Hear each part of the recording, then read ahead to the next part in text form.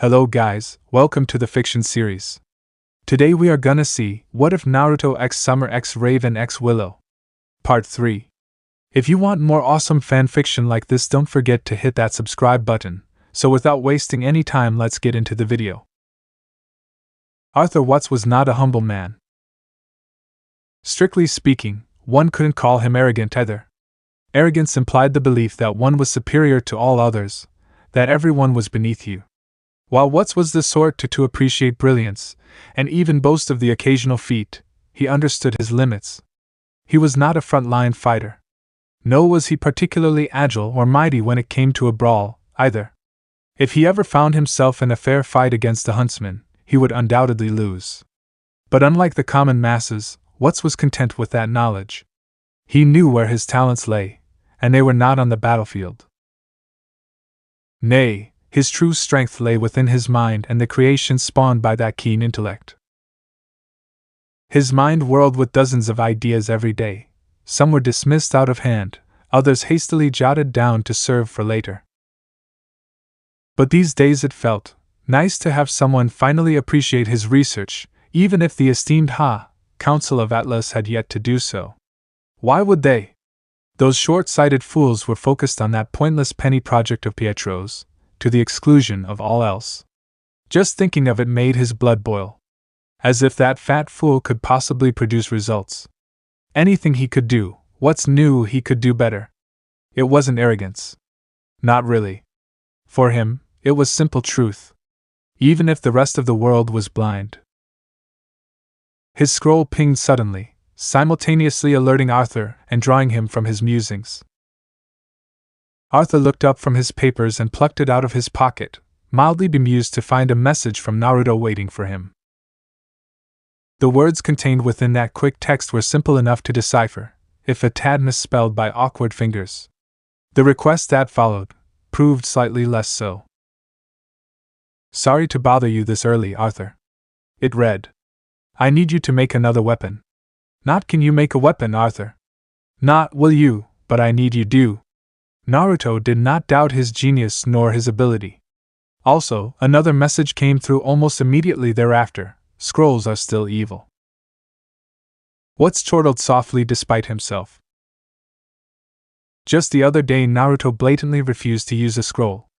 That he deigned to use one now meant he. Another? He texted back rapidly. Are you certain? How's the arm? It's great, came the reply. But this weapon, the one I want you to make, isn't for me. Who then? Watts quirked a brow back. Miss Schnee, perhaps? She didn't seem interested in one. Nah, this is for my daughter. The response proved immediate. She wanted a weapon. Something about curved swords and a bow. I'm sending you an image now. There it was, another tidbit of information left for him to pick up.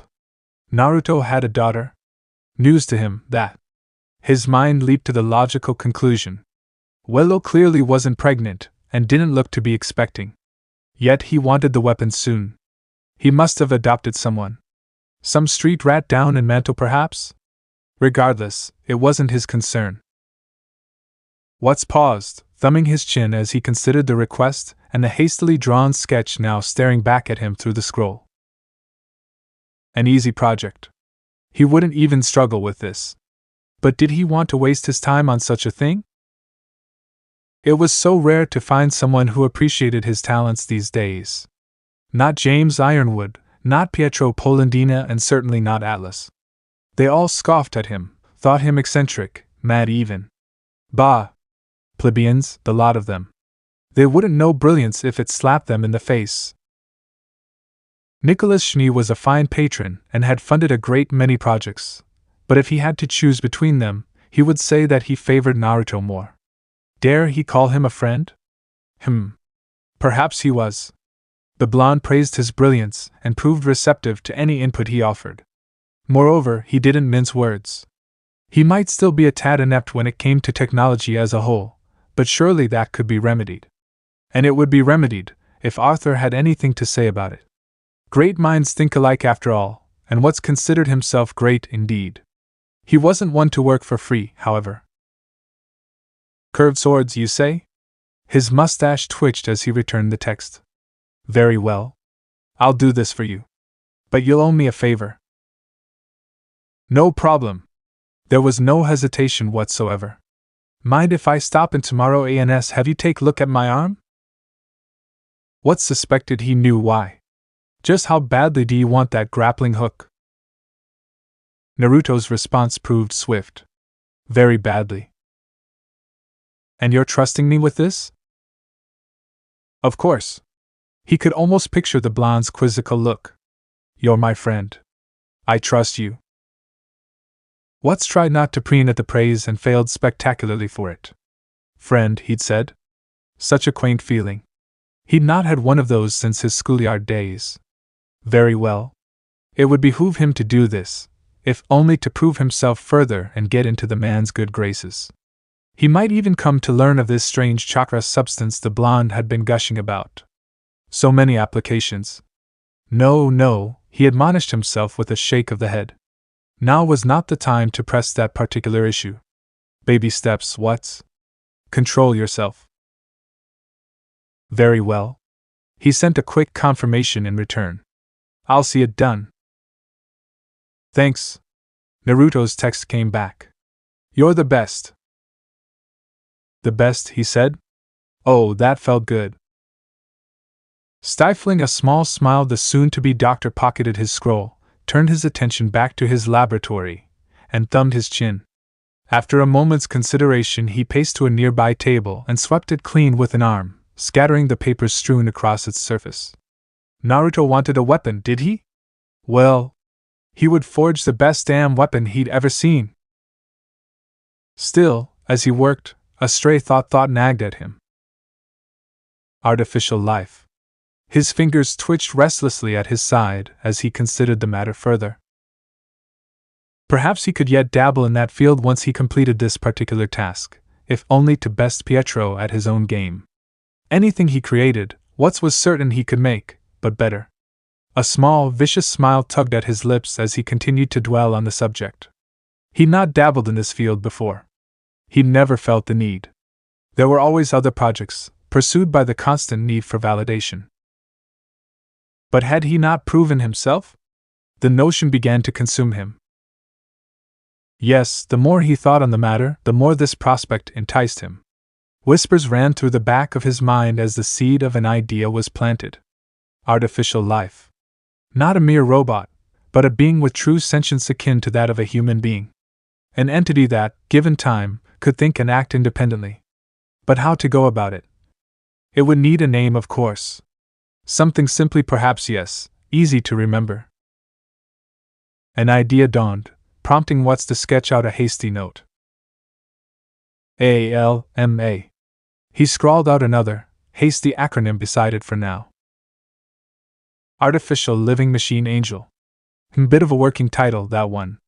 It would do. And if he just so happened to cackle a little as he wrote, well, no one was around to hear him. He would show them. He'd show them all. Someday soon, his work would change the world. A new challenger approached, and Cinder resolved herself to hate her.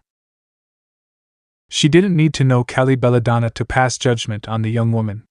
She didn't like her, didn't trust her, certainly didn't want anything to do with her. She'd seen the faunus use her semblance from one of the mansion windows. For all her grand talk of peace and equality and cooperation, this one still moved like a predator. A killer. Assassin. The girl's paranoid little mind hissed the last word. Here was someone who knew how to fight. How to kill. A master in the art of ending lives. It didn't matter who Kali was now, or who she claimed to be. She was dangerous. Even when she saw and smiled at her, Cinder refused to lower her guard. No! Never! She wouldn't fall for such tricks. Oh, and who is this? Kali all but cooed at the sight of her. She's adorable. She knelt down to muss her hair, ignoring Cinder's growl. Is she yours? Yes, she is. It was Willow who answered Kali's question as Cinder fled behind her skirt for protection. The Schnee gave ground, tucked her against his side as they walked, allowing Cinder the opportunity to latch onto her hand for all she was worth. She's our adopted daughter. Cinder Uzumaki Schnee. She paused and touched a finger to her lips, considering. At least she will be once we iron out the adoption papers.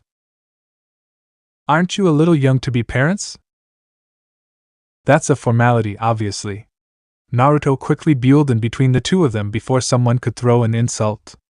She may not share our blood, but she's our kid through and through. Cinder's heart did a little flip in her chest. Ours. Realization struck her in a pleasant rush of warmth. They'd given her both their name and Willow's both. No longer was she just Cinder. She had a family name. The thought made her face burn. She ducked her head, cheeks flushing red. Naruto saw it and reached down to muss her hair. This time, Cinder leaned her head into his palm. It felt good. You know, I always wanted a daughter. Callie stole a sidelong glance at her. Cinder fixed her with the blackest of looks until the fawness finally relented and looked away. You'll have to look elsewhere, I'm afraid. She's taken. Judging by her waspish tone, Willow clearly didn't trust Callie either. Good. She shouldn't. So is it true then? Rather than retreat, Callie chose another avenue of attack instead. Golden eyes flicked between the two of them in thinly veiled curiosity. Are the two of you really? The temperature in the hall plummeted. He is my intended, yes. Willow's smile looked so brittle that it might crack at any moment, revealing the snarl underneath. She wrapped her arm around Naruto's waist with frightful force. Isn't that right, dear? Yup. Naruto didn't so much as bat an eyelash. She's got her claws into me right and proper. Send help. He looked down and winked at Cinder, but the gesture failed to ease her mind. She could see the irritation there, a quiet anger at Callie burning behind his blue eyes. It made Cinder worry all the more. For a time, there was sweet, blessed silence, broken only by the muted sound of their footsteps echoing down the hall. Cinder prayed it would last until they reached their destination. Prayed, with all her heart and soul. And how did that come about? She should have known better. The brother gods were beeps. I don't believe that's any of your business. Willow sniffed. See, I think it is my business. Callie stopped short, forcing the three of them to do the same lest they leave her behind. You're the reason I'm here. It's nearly unheard of for a Schnee to date a faunus. And with those looks, he has to be one of us. Neither challenged her remark, and she planted on hand on a hip as she barreled on. You're both already the talk of Atlas, and not for the reasons you might think. Her brow furrowed. If you're not going to be honest with me about something like this, then I don't much see the point in these talks. So I'll ask again. How did the two of you meet? Fell out of the sky and landed in her garden. Naruto replied glibly. Callie's mouth clicked open, all her anger draining away. Naruto! Willow hissed. Don't tell her that. What? It's the truth, isn't it? Well, yes, but... Cinder sensed an undercurrent of tension there. It twisted her little stomach into an angry knot. She'd never seen the two of them fight before. She had a bad feeling about this, but she also confessed a certain sense of curiosity herself. He'd fallen out of the sky? Had he been in a bullhead or something? Callie seemed to share in her surprise until laughter bubbled from her lips. You're telling the truth, aren't you? She chuckled, dabbing a mirthful tear away from her right eye. Fair enough. If you're that embarrassed about it, I'll let it be. I can see the two of you clearly care for one another. Far be it from me to question that. Oh, I'll show you care. Ladies, please. Naruto groaned and pushed them both forward. Can't we all just get along? Willow huffed. Callie shrugged helplessly. Both women pointedly looked away from the other as they did so, and little Cinder slapped a palm against her forehead. Petty children, the both of them. And she was the child here. By some miracle, they reached their destination before anyone could exchange further barbs or start a third war. She wasn't sure which was more likely. A servant opened a door for the adults, and Cinder found herself ushered in with them. The room awaiting them within was a decidedly Spartan space, albeit a large one. It possessed little in the way of decoration beyond a long table, no doubt meant for meetings of some import, with appropriate chairs to match. A lone water cooler awaited them in the southern corner, stocked with tiny paper cups. Sequestered here in the conference room away from prying eyes, they could conduct their business without fear of interruption. Still, the tension in the room persisted. "All right," Naruto turned to face each of them and raised his voice again. "Let's clear the air, eh?" Blue eyes flicked between them both. "I don't know what the deal is between the two of you, but the buck stops here. Are we clear? We're here to talk. Whatever your differences are, put them aside for the sake of this meeting." Willow made to protest, but he slashed a hand through the air. "You can fight later." "As you say." Callie nodded gracefully. "I came here to talk, nothing more." Willow wilted beneath Naruto's glower all the same. "You're right, that was unprofessional of me." Cinder didn't think so. As an outside party, she could see where this dislike stemmed from, thought it pained her to admit it. Willow came from a life of luxury. Callie looked like she'd been raised in a harsher environment. She'd probably had to fight for food, whereas Willow mother likely hadn't gone hungry a day in her life. A small, tiny part of Cinder empathized with that. The disparity between them was wide indeed. Not only that, but Callie was making eyes at Naruto. The Schnee felt compelled to defend her territory. As well she should. Great. Still, Naruto seemed to accept the words for what they were and pulled out a seat for himself at the head of the table. "Now let's take a few minutes to relax before we can get started." "Thank you," Callie said. "I've a call to make then, if you don't mind." Naruto gestured. "By all means." The very instant he sat down, Cinder pried her hand free from Willow's grasp and darted to his side. Then she hopped into his lap. The blonde blinked in surprise, but didn't make any move to dislodge her, instead wrapping an arm loosely around her waist to prevent her from falling. Callie stifled a giggle behind her hand as she settled in on his right side. Willow took his left. Cinder glared bloody golden daggers at her and refused any and all attempts or suggestions from Willow that she should move. Outright bribes were made. She ignored them all. The whiskered man Naruto was clearly expanding his power base. Cinder could respect that. Envy it even. But the white fan was clearly looking to do the same. She wasn't sure she liked that. Yet now Naruto was looking at his scroll, which meant he wasn't paying attention to her. Cinder wrinkled her nose at him and began to fidget, then outright squirm in his lap when he continued to ignore her. Just like that, the respect was replaced with impatience and vague curiosity. Naruto hated his scroll. He only used it when he absolutely had to. That he was using it now at all meant he was up to something. Her interest now piqued. She tried to lean over and see. Naruto noticed, of course. She wasn't all that subtle about it, and earned a flick on the forehead for her efforts. "Curious?" He held the scroll out for her when she growled at him. "I just sent a few messages to Arthur about the weapons you wanted." "Really?"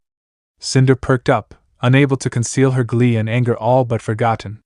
"You did? When? Where? How?" "Yup." He beamed down at her. "He should have them ready in a few days.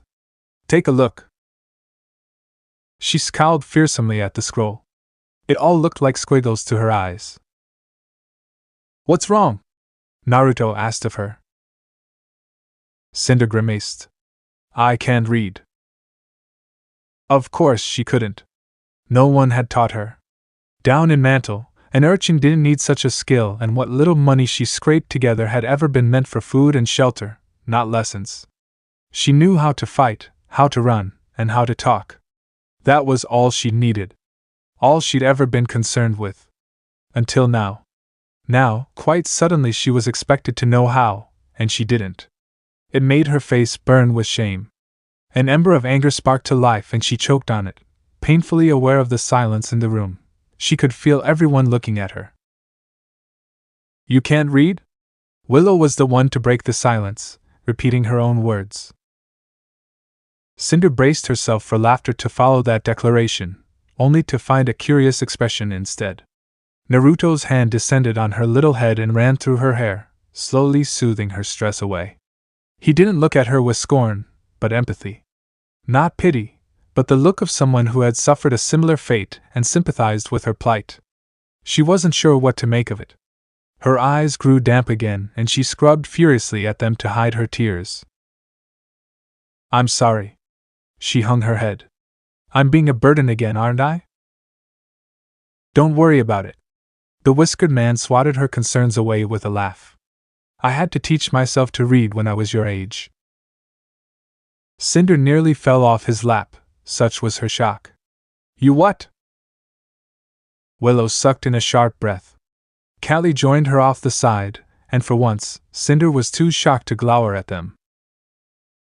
Yup. Naruto, ignorant of the bombshell he just dropped, continued to idly stroke her hair. I was born to nothing, came from nothing, and knew nothing. I had to fight for every scrap I had. He paused, considering her for a moment. In a way, you're stronger than I was at your age. I couldn't even fight until I was 13. Even then, I sucked at it. When she didn't stop gawping, he scratched at a whiskered cheek. Suppose I had bad teachers back in the academy. Willow made a strangled noise. Cinder couldn't even make a sound. Her little misconceptions were too busy shattering. She'd assumed Naruto was born into power and privilege like Willow. He clearly fought on a higher level than her, but once again she thought he'd simply trained under a master of some sort. Never that he'd had to teach himself such a thing. That implied a rough upbringing, one without parents. Could it be? Was he like her? She never considered it, not a once. He'd hinted at it earlier, but she'd misunderstood, thought he meant something else. Now? She hadn't thought it possible to love someone more than she did at this very moment. Naruto, already a beacon of strength for her, stood as proof of her ideals. If he'd truly come from nothing and become this strong, then she could do the same. Opportunity knocked, and Cinder Schnee answered. Can you teach me later? She asked. How to read, I mean. I want to learn. Sure thing, kiddo. Her guardian granted her a grin. I'd be happy to. I'll order takeout, and we'll make a day of it. We'd be happy to. Willow interjected, laying a hand atop his. And dear? Naruto's head snapped back to her with wary eyes. Yes. I'd like to have word with you about your education. She likely wanted to murder those responsible, Cinder thought with a wicked little smirk. It was the appropriate response, of course. Anyone who slighted Naruto deserved such. Willow's pointed look said as much, causing Cinder to lean back against his chest with a pleased smile. Best parents ever. Thus nestled in Naruto's lap as if anyone could possibly keep her from it, she listened intently as the adults began to banter. She consoled herself in the knowledge that Naruto didn't care about this Callie woman. He knew enough of them already. Summer Raven, that odd maid who kept glaring at him, and now Callie. They could all sod off, she thought to herself. Willow was all he needed. And her, of course. That aside, are we waiting on anyone? Naruto asked. I'd like father to be here, if it's all the same to you. Willow replied. He should arrive shortly. By all means, take your time. Callie lowered her scroll. Gyra's just given me the all clear. He'll be back from Mistral by the end of the week. Until then, I've been authorized to negotiate in his absence. Naruto swept a hand through his hair. Gyra? Who's that? You didn't know? Callie tilted her head at Naruto. Not really. Something dark flashed through his gaze. I'm not from Atlas. Is that so? She all but purred the words. Interesting. Naruto wasn't from Atlas? Where then?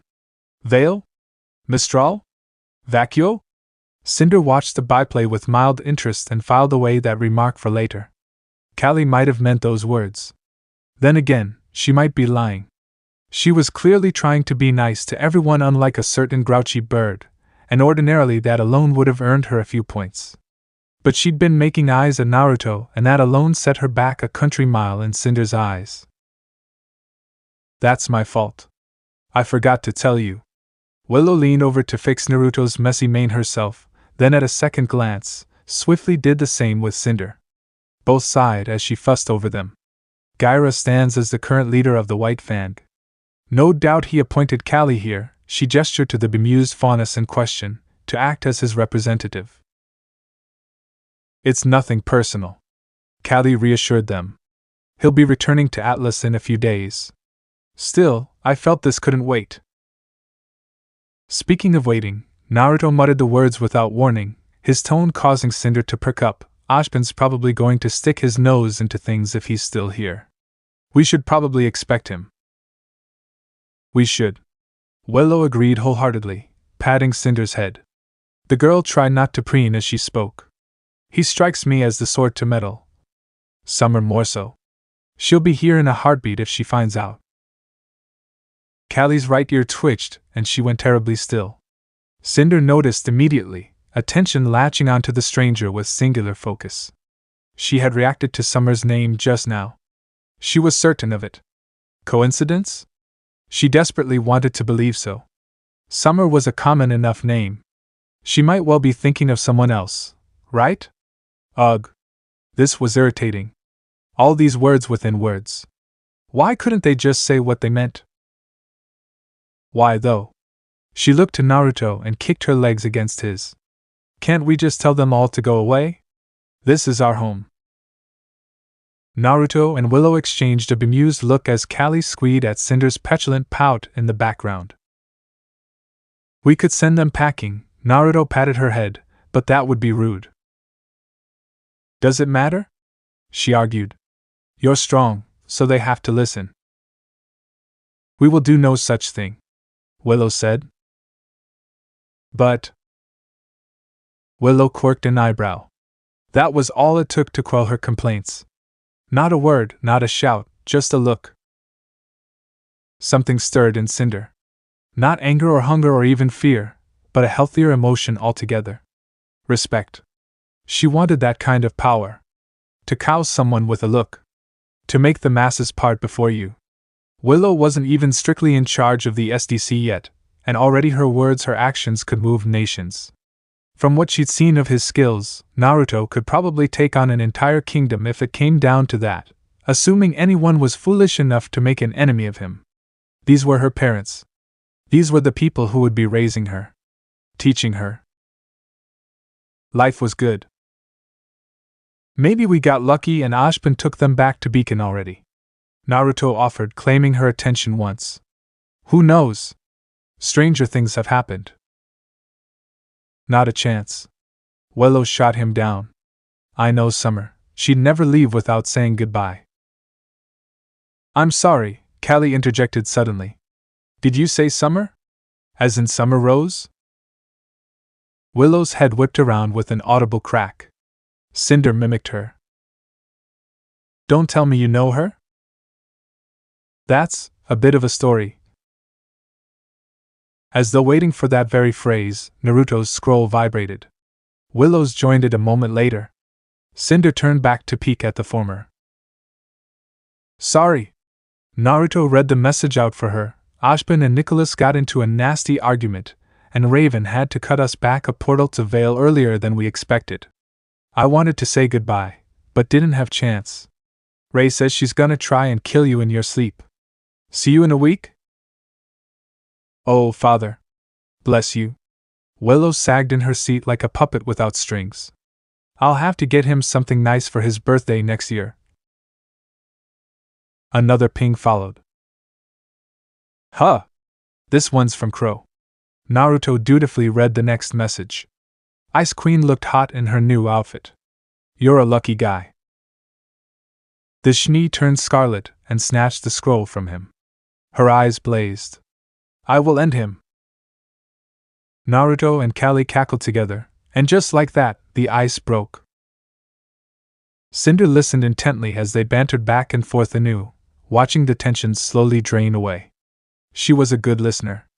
She had to be. If you couldn't keep one ear to the ground, you didn't live long. You had to make alliances, too. She could only assume this was one such alliance. Even a street urchin like her knew who the White Fang were and what they represented. Recognition gave them a voice. Gave them power.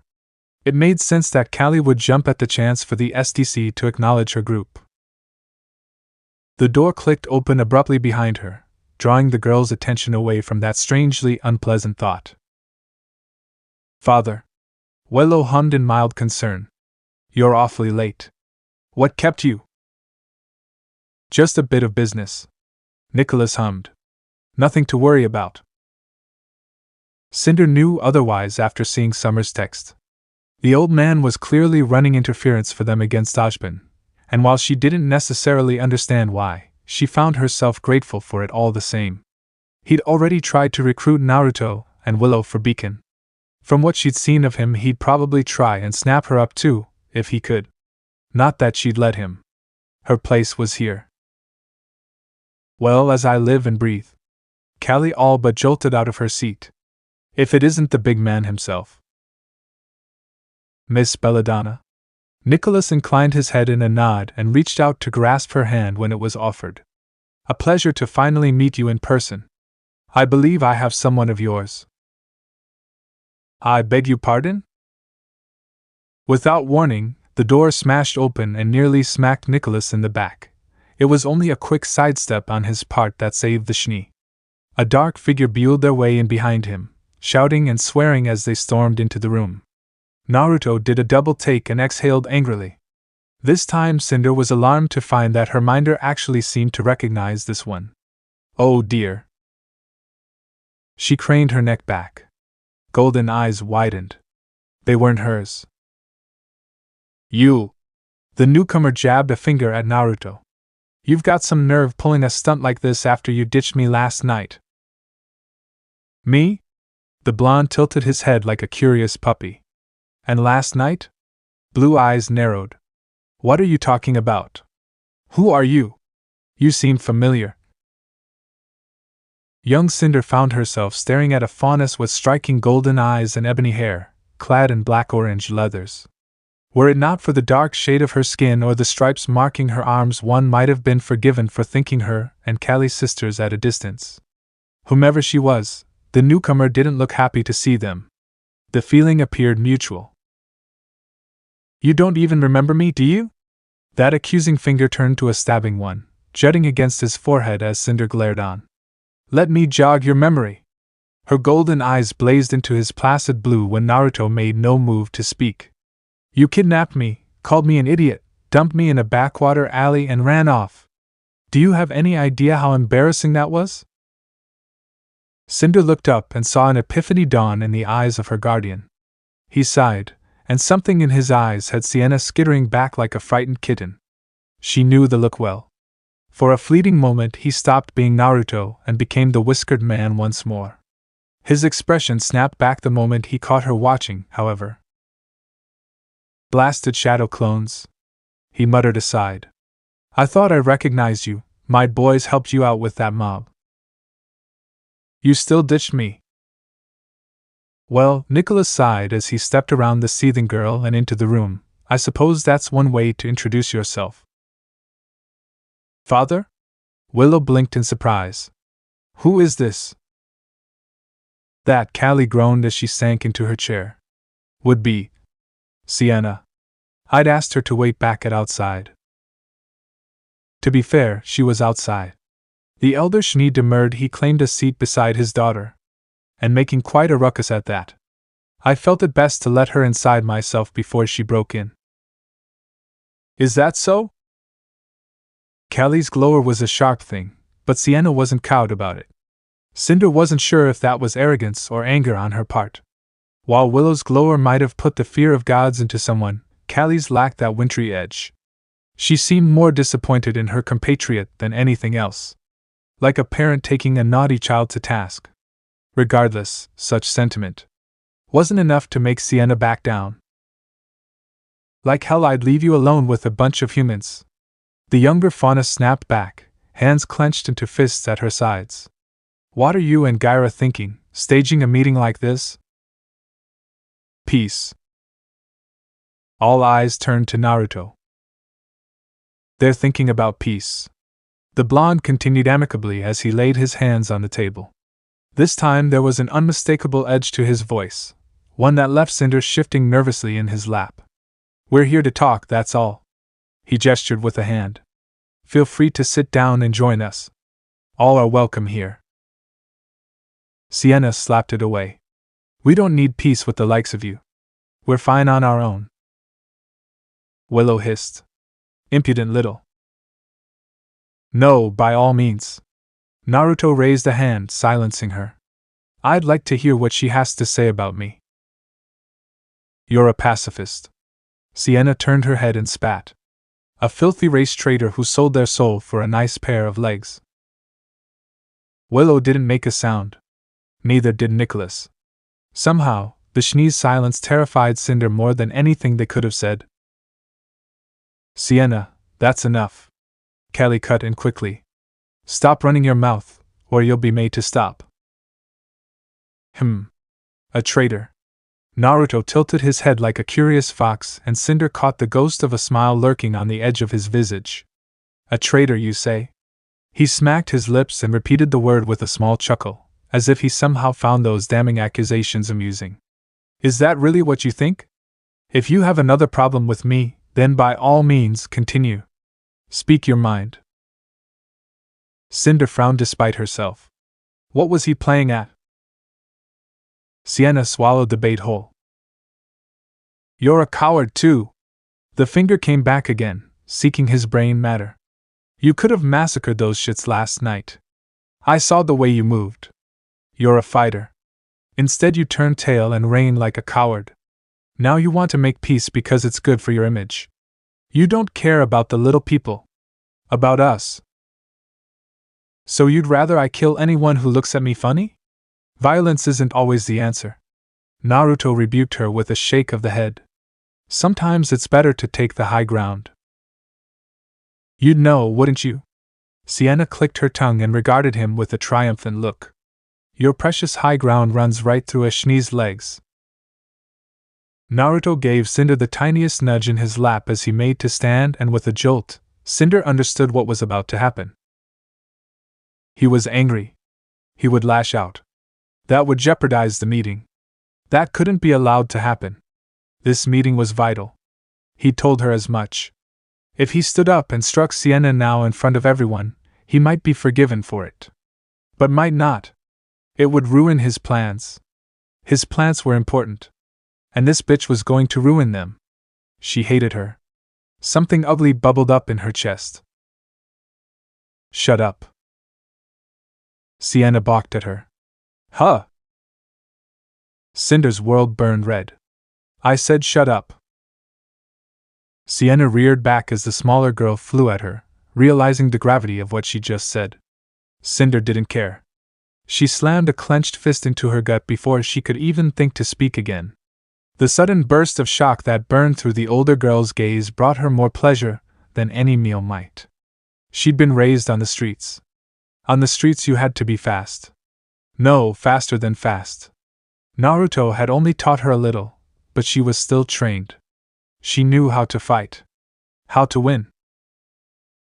Sienna, for all her fire, did not. Even as the faunus girl lashed out and tried to push her back, Cinder ducked into her guard to seize the stunned faunus by the wrist. Then she wrenched said limb upward at a vicious angle, eliciting a shocked cry from her prey as she snapped her arm backward and burned her wrist in the same movement. Sienna hissed like a struck cat. What the hell? Cinder didn't give her the chance to recover her wits. In a single fluid motion she flowed around her, sidestepped the clumsy strike that brushed her hair, and captured the girl's other wrist in her free hand. From there it was a simple matter of trapping both arms behind her back and binding them together with a vicious application of heated glass, wrenching the joints painfully as she did. There. Even the slightest movement on Sienna's part would dislocate her own shoulders now. Ow! Sienna snarled as her face was summarily shoved into the carpet. Who the hell are you? Let me go! Cinder most assuredly did not. Instead, she leveraged her position to plant a foot on the faunus girl's spine and force her to the floor. Sienna's collarbone creaked ominously and her eyes widened with fear. Cinder drank it in. Reveled in it. It would be so simple to break her neck at this angle. She'd seen it done before. She could even burn her arms, ruin them forever. She deserved it. Deserved to suffer for her pointless grudge, for being a petty, spiteful little Cinder. A hand settled on her shoulder, and the world snapped back like a rubber band. That was brilliant. Willow's smile greeted her, fingers curling gently around her shoulder. Thank you for standing up for me.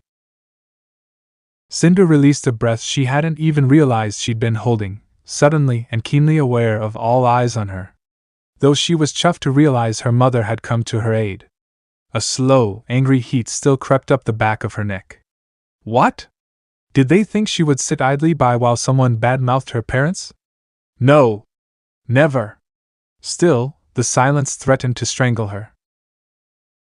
Nicholas Schnee broke through her fretful thoughts with a low whistle. My. Can't say I was expecting that. Good show, dear. Very nice. Naruto seconded her efforts with a slow clap. Not a bad takedown. 10 out of 10 from me. They were pleased with her. She'd feared a rebuke or worse, but everyone in the room bar Sienna seemed pleased with her actions. She'd not expected that. It felt good. Really good. A fresh thrill of pride burned through Cinder's chest at their acknowledgement. Ha! Victory! Callie hummed softly. Vicious little bitch, isn't she? Willow scowled. Don't call her that. Oh, you thought I meant, oh dear. The faunus in question blanched as all eyes fell upon her. No. Her hands waved frantically in a rare lapse of decorum. I was talking about Sienna. Not your daughter. She's always had a bit of a temper. As everyone looked on, she inclined her head and touched one hand to her chest. You have my sincerest apologies for her outburst. Judging by his expression, Father didn't buy the woman's words right away, and Cinder loved him all the more for it. Still, he had appearances to maintain. You can let go of her now, kiddo. He finally spoke into the subsequent silence. I think she's learned her lesson. Say you're sorry, Sienna. Callie echoed the sentiment. Sienna muttered some choice words into the carpet. Sorry may or may not have been among them. Cinder was just about to release her prey when a thought occurred to her. The whiskered man was making allies for himself. Why couldn't she do the same? She'd find no better chance to whet her teeth than this, and she was still irritated by this mouthy girl. Sienna was all bark and no bite, like an angry dog. She didn't even have the strength to back it up. A wicked little thought hit her, and she grinned. Are you going to kill me? Sienna snarled. I don't think so. Cinder smiled. You work for me now. Naruto made a noise somewhere between a snort and a squawk. She's putting together her own power base. Nicholas sniffed happily. Oh, I'm so proud. Ha! Her victim bucked in her grasp, to no avail. Cinder's grip was iron. Me? Work for you? No! Never! I disagree, Callie gave a nod of her own. I think a few weeks of probation would set her to rights. What say you, Willow? The Schnee's smile was nothing short of beatific. I think that sounds grand. It sounds shitty, Sienna snarled. Oh? Callie beeped her head to one side. It sounds like a few months, you say? Lovely. Sienna turned pale. I didn't say that, you bitch! In a swirl of seamless black smoke, Callie vanished from her chair and reappeared before them. Cinder immediately released Sienna, knowing full well what her superior intended for the brash girl. After all, she wasn't Callie's target. Still, she took some pleasure in watching what came next. Callie reached down for Sienna, placed one hand under her chin, and forced her subordinate to feet. For a moment, those golden eyes burned impossibly bright as though lit from within. A year it is, then, she declared with an air of finality. Perhaps that'll give you time to cool that hot head of yours. Unless you'd like to extend it further? Sienna grit her teeth, but didn't make a sound. That's right. Not a word from you, Sienna. Not a peep. Not a sound. The older fauness gave the girl's chin a good hard wrench, squeezing her cheeks in her palm much to her chagrin. If you so much as whisper another insult to our hosts, I'll have you in a cell so fast your head will spin. Do you understand? Nod if you do. Sienna nodded fearfully. Callie released her with a pleased hum and stepped back.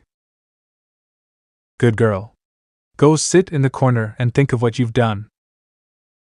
Remarkably, she obeyed. Now then. Callie clapped her hands as she turned to face the rest of them. Let's forget all about that nasty little mishap and get down to business, shall we? From there she was quick to abuse her semblance again and teleport back into her chair. She proved equally quick to offer an olive branch as she laid her elbow on the table. What are your terms? Cinder took back every bad thing she'd ever said about Callie. Willow inspired with words and Naruto deeds, but this woman wielded fear like a battle axe. She hadn't even threatened to kill Sienna so much as imprison her, now that once brash and bawdy girl was left staring studiously at the carpet floor. She'd learned a valuable lesson this day. When sheer charisma couldn't do the job, terror worked well enough. Interesting. Maybe she could learn something from this one after all. And she'd gotten a subordinate out of it. For a year at least. It was a start. Terms? Naruto pushed on, whiskered face twisting in concern. A ruse, surely. He was bluffing. He had to be. Even now he was likely leveraging his influence with the SDC to full effect. In her mind, Naruto was infallible. He always had a plan. He must. Such was the implicit trust of a child. She didn't even bat an eyelash when Nicholas swooped in to save him from floundering. What is it you want, exactly? Callie blinked. Just like that? Cinder climbed back into his lap, determined to listen. That brief reprieve gave Callie a chance to muster her thoughts. Gods, you're actually serious, aren't you? Well then. She sputtered, struggling to make up for lost ground. If we're talking about those working for the SDC, higher wages would be near the top of the list. Many of those who work in the mines are making a pittance at best when no one challenged her. A glimmer of hope burned in her eyes. What say you? Can you do something about that at least? Done. Nicholas granted. The board will grumble a bit, but I should be able to swing them on such a minor issue. Cinder swore and Naruto's hand swung up to slap his forehead. Callie's eyes narrowed. It's not minor to my people. Father. Willow hissed. You're right, guilt flitted across the Schnee's bearded face. I misspoke. Forgive me. I'll take you at your word. Callie leaned back in her chair, and Cinder thought she looked just a little more guarded than she'd been before. There's also the matter of safety and proper insurance. She counted off on one finger then the other, not to mention protection from the elements and the grim. Mantle's a separate issue altogether. Naruto was quick to agree. Almost too quick.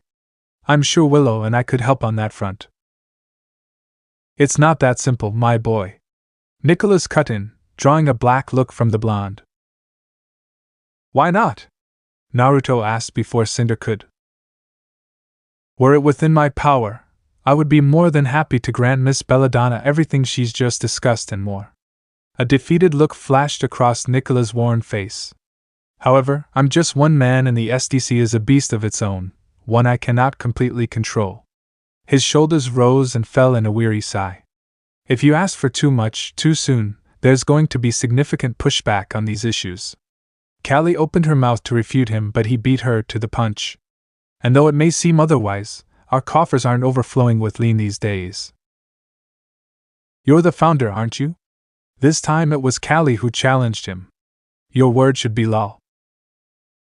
That got her a grimace. Even then, my word only carries so much sway. Then maybe it's time things change. Naruto interjected forcefully. Who cares what they think? You can't live life without stepping on a few toes. Willow frowned at that. I'm afraid I have disagree on that. Bull. Naruto snapped at her, causing the heiress to flinch. Life is what you make it. If people are suffering, then it's our responsibility to do something about it. Cinder flinched as well, though for entirely different reasons.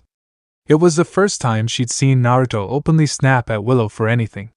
For a moment she feared he'd gone and broken her. Willow balked at him, eyes wide and shocked into silence.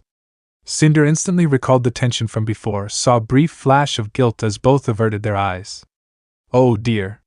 This was going to be a problem, wasn't it? She just knew it. Agreed. If Callie had a tail, it would have been swaying right about now. I like the cut of this one's jib, Nicholas. He's not half bad. Bit of a soft touch, though. Cinder watched a strange expression flit over the businessman's face. As such, she was just as surprised when he threw his arms up. Oh, to hell with it. He laughed. I'm not getting any younger. This will cause a stir, Nicholas raising a gloved finger. Not to mention time to implement. Change cannot simply occur overnight. Nor can we simply be seen to give in to your demands out of the blue without something in exchange. And what would you ask of us in return? Callie quirked an eyebrow. For starters? I'd ask you ease your protests and refrain from harassing members of my staff. A poignant pause followed. It might best if you were seen working closely with SDC for the time being. How close? Very close. The former huntsman clarified. I'd ask you not to leave Atlas for the next month or so. Naruto blinked. Eh? Done. Callie all but shouted the word as she slapped her open palms against the table. Would you be willing to taking things a step further? Naruto and Nicholas exchanged a look, and she pounced on it like the predator she was. To be frank, I'd really like the SDC to help us negotiate with Atlas as a whole. Willow finally found her voice again. That sounds like a tall order. I'm not sure. I think we can do it. Naruto interrupted. Willow rounded on him with a naked hiss. Naruto! Why are you glaring at me? He glowered at her. What did I do this time? Allow me to make a few overtures. Nicholas raised his voice to be heard as the two began to squabble. The SDC may have a foothold in every kingdom, but our word isn't law. Your influence would go a long way to passing some of those laws, Callie pointed out. Indeed. Nicholas hummed. Even in these times our word carries some weight. You could mine more areas to cover the loss in revenue, wouldn't you? Quite so. The Schnee beamed. I like the way you think. With that, they fell into a whirl of discussion, leaving Cinder's little head spinning. What followed was a whirl technical terms far out of her depth, such that she didn't even try to keep pace. This was good, right? They'd reached an agreement somehow. Against all odds, the SDC and the White Fang appeared to have hashed out a tentative agreement. That could only be a good thing. Why, then, did she have a bad feeling about this? Why wasn't he listening to her? For reasons Willow couldn't comprehend, she'd been shunted aside in this conversation, forced into silence as Naruto and Nicholas took the helm. They'd cut her out, perhaps not intentionally, but they'd removed her all the same. Father, she didn't much mind. No matter how silly or inane he might appear to some, the end of the day he was still a businessman. He knew what he was doing, surely. Father was a skilled negotiator, and he had decades of experience under his belt. Naruto was another matter. For reasons she couldn't understand, he'd rebuffed her. Twice now. And it stung. Oh, did it sting? Why was he being like this? He was making promises he couldn't keep. Surely he realized that. You couldn't help everyone. Couldn't save everyone. Naruto flicked her an odd look when she tried to catch his attention and summarily ignored her.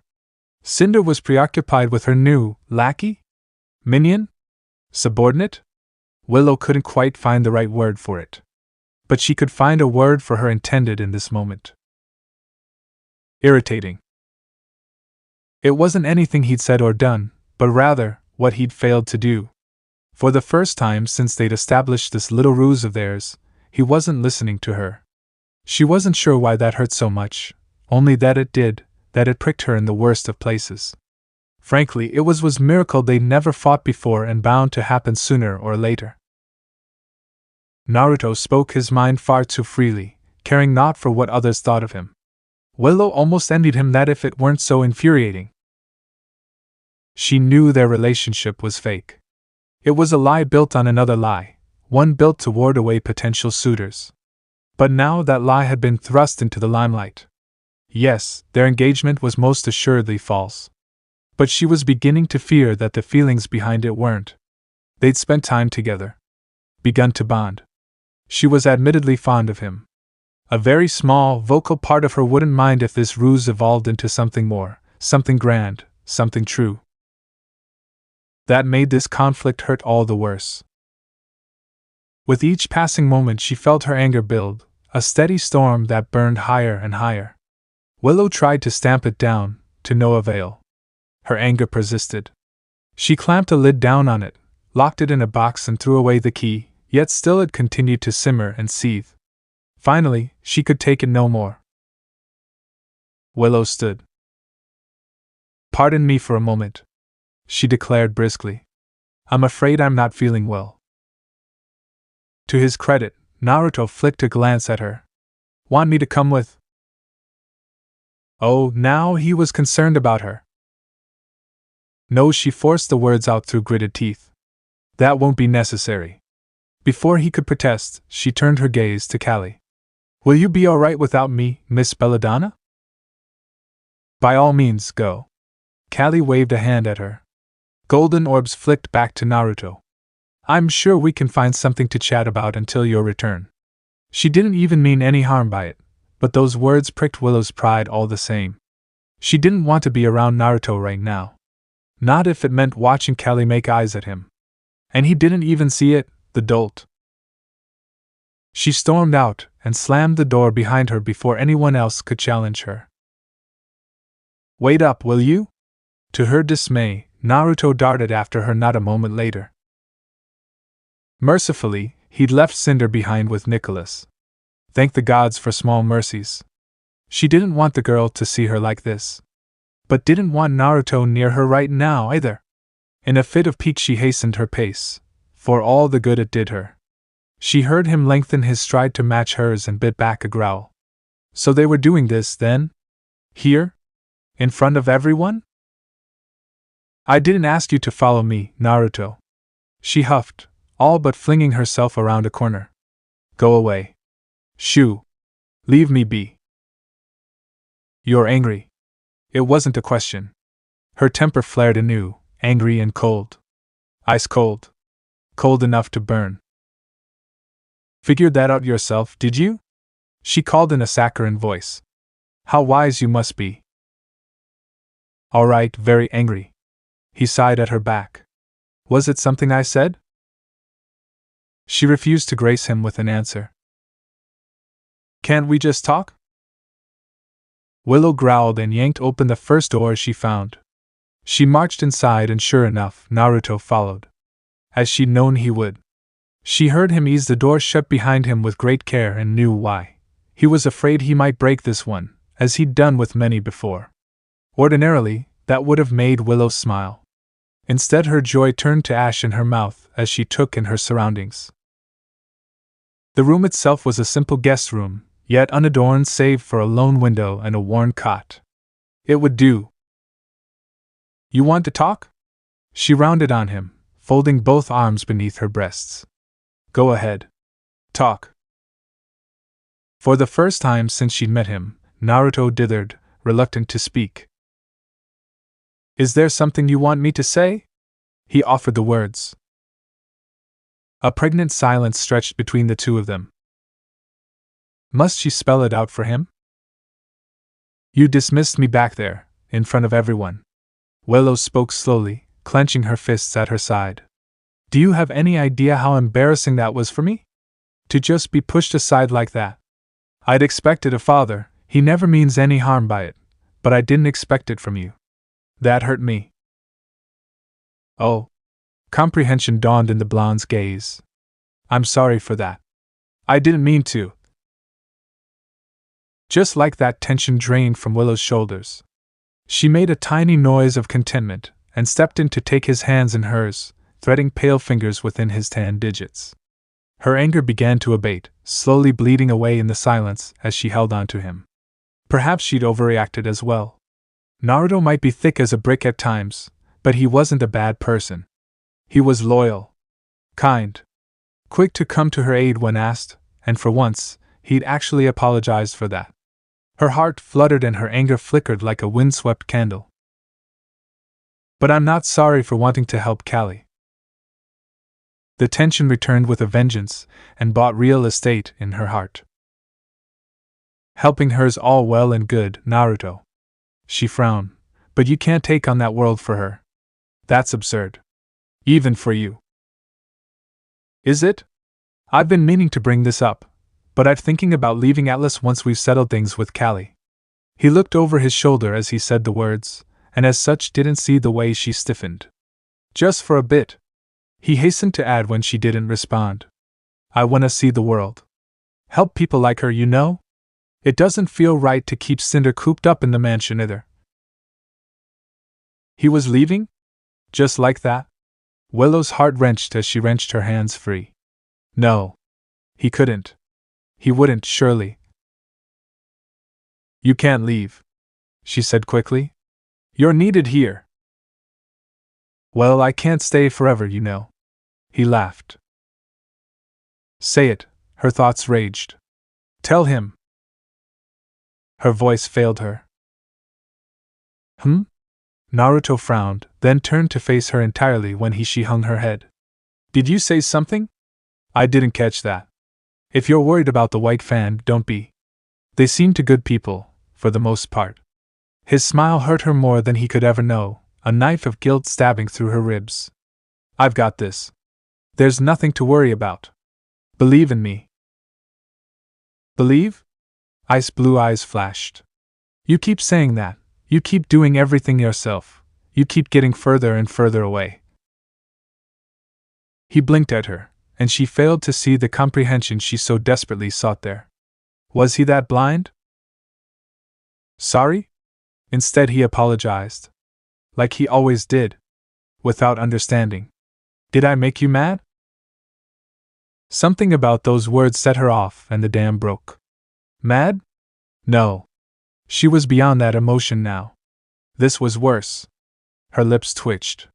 Her eyes began to burn. Cold logic told her she was overreacting, that she was making a mountain out of a molehill. Emotion said otherwise. Why was he doing this to her? Didn't he understand that he was betraying her? A tiny noise tumbled from Willow's lips. It might have been laughter. It sounded like a sob. She no longer knew. Understand you. She mumbled the words. Eh? Blue eyes blinked. I said I don't understand a single thing you do.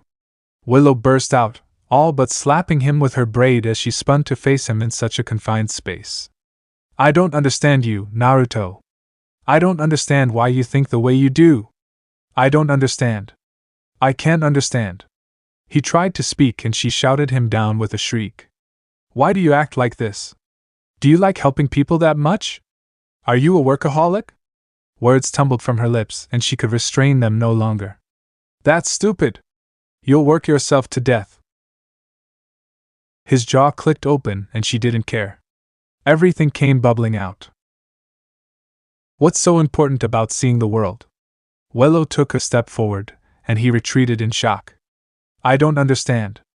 Another step, another retreat on his part. The world's a scary place. It's filled with awful people. You have friends here. Family. Why do you want to leave? I don't understand. I was going to ask you to come with me. Blue eyes flared into red. Don't give me these half-baked excuses, she snapped. Talk to me in your own words. I'm begging you, speak so I can understand you. What do you want me to say? He bit back, slamming a fist into the wall. You're the one overreacting here. Because you pushed me to this, she raged. Me? How is this my fault? Sometimes she wished she'd never met him. He'd wormed his way into her heart, and it hurt. She couldn't get him out. She couldn't comprehend him. Worse, he didn't even seem to realize what he'd done. And with that, the last shred of restraint she'd clung on to slipped through her grasp. There it is again. I don't understand, I don't understand, I don't understand, I don't understand. Willow shook her head with every word, braid thrashing like a live wire behind her, bitter tears rising to bite at damp eyes and drown her in fear all over again. I don't understand you at all. You're impossible. Why must you be this way? Why can't you make sense? I am making sense.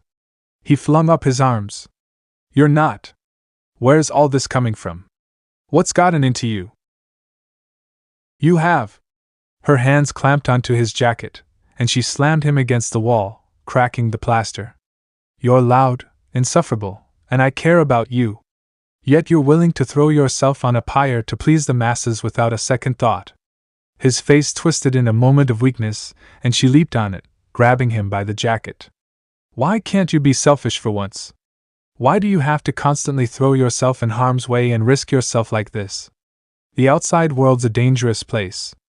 It's safer here. Why risk yourself to help people you barely even know? Stay here. She wanted to say, but the words wouldn't come. Stay with me. Don't leave me. And so Naruto jutted his chin out at her in defiance. Because it's the right thing to do. Why are you so mad at me? Ugh. Even after all this time, he still didn't understand. She shoved him backwards with a snarl. You know nothing. You're going to die if you keep doing this. What? He recoiled as if she'd slapped him. I won't die. Where'd you get that idea? From watching you. She hollered at him. And yes, you will. Maybe not now, maybe not even this year or the next, but sooner or later you're going to bite off more than you can chew. You're always throwing yourself in front of everyone.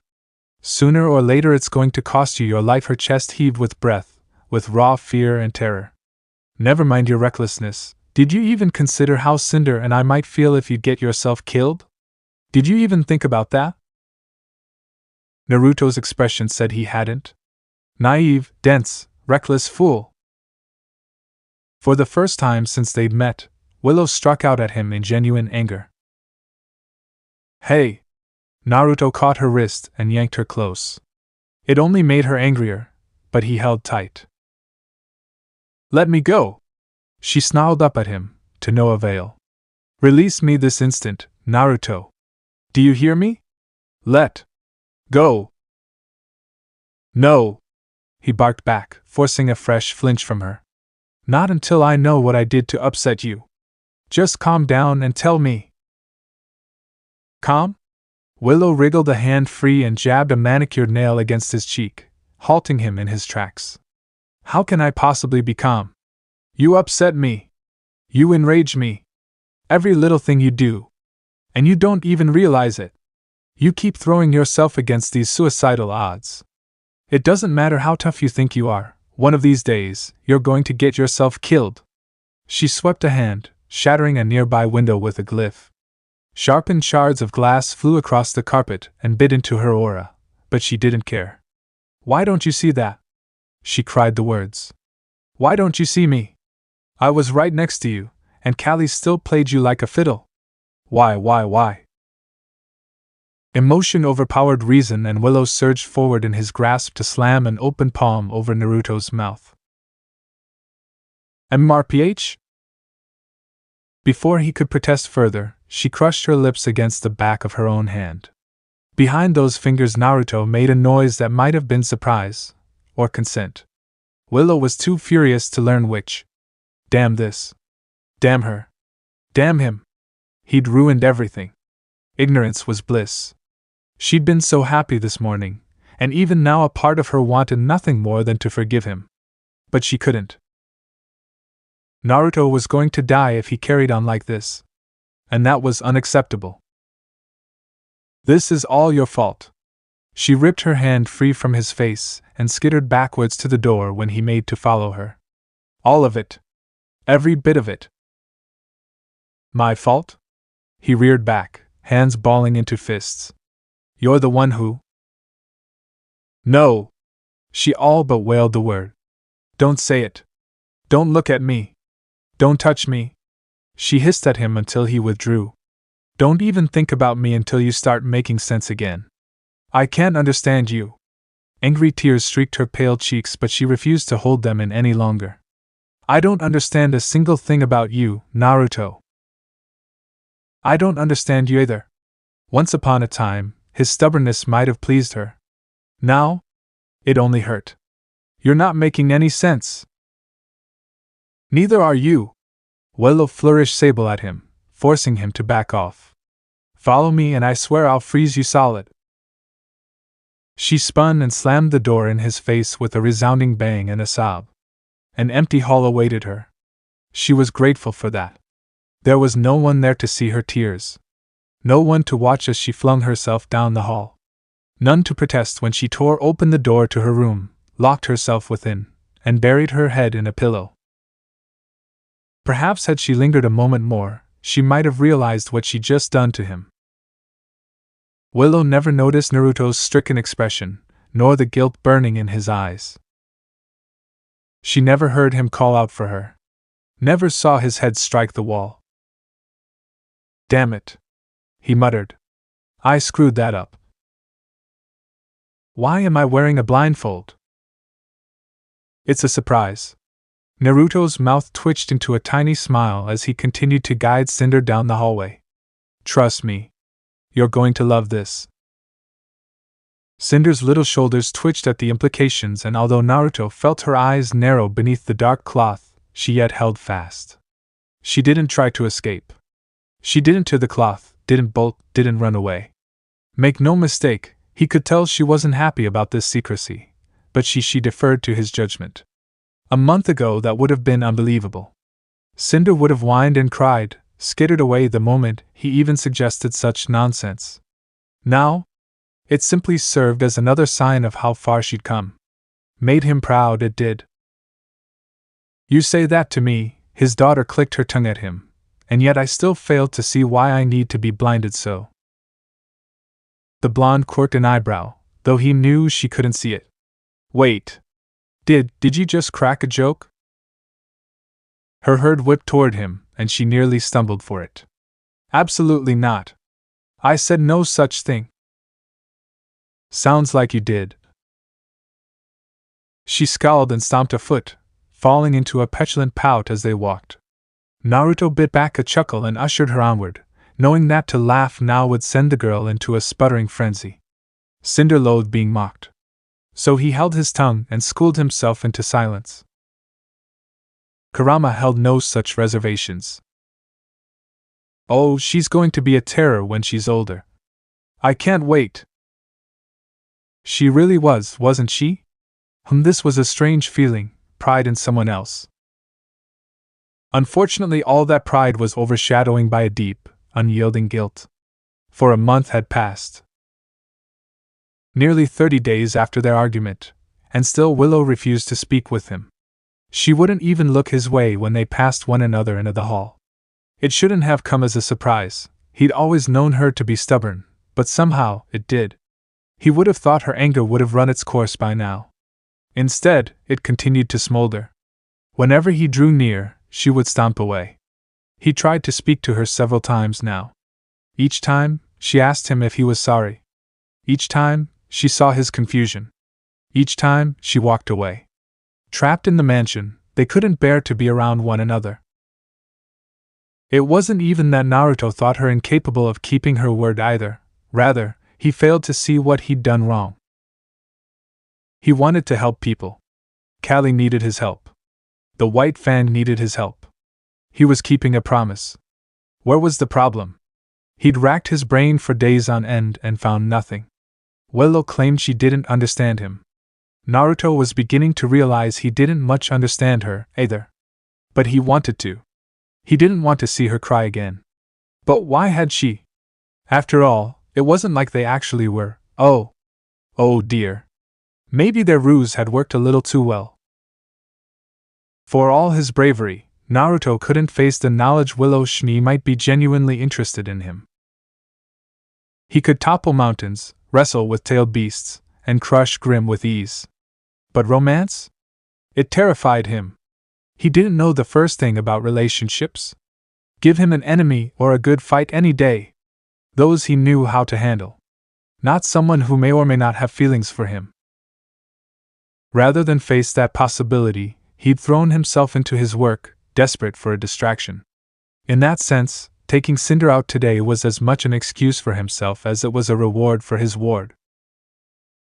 Just how dense can you be? You can't keep running from this.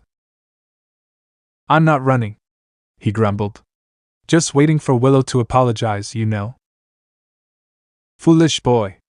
Jaws snapped at him. She's not the only who needs to apologize here. The wayward warrior perked up. Why? Do you know something? A weighted silence passed between the two of them. It's fairly obvious, really. The fox finally relented after a lengthy pause. But entertaining as it would be to tell you, this is something you need to come to terms with on your own.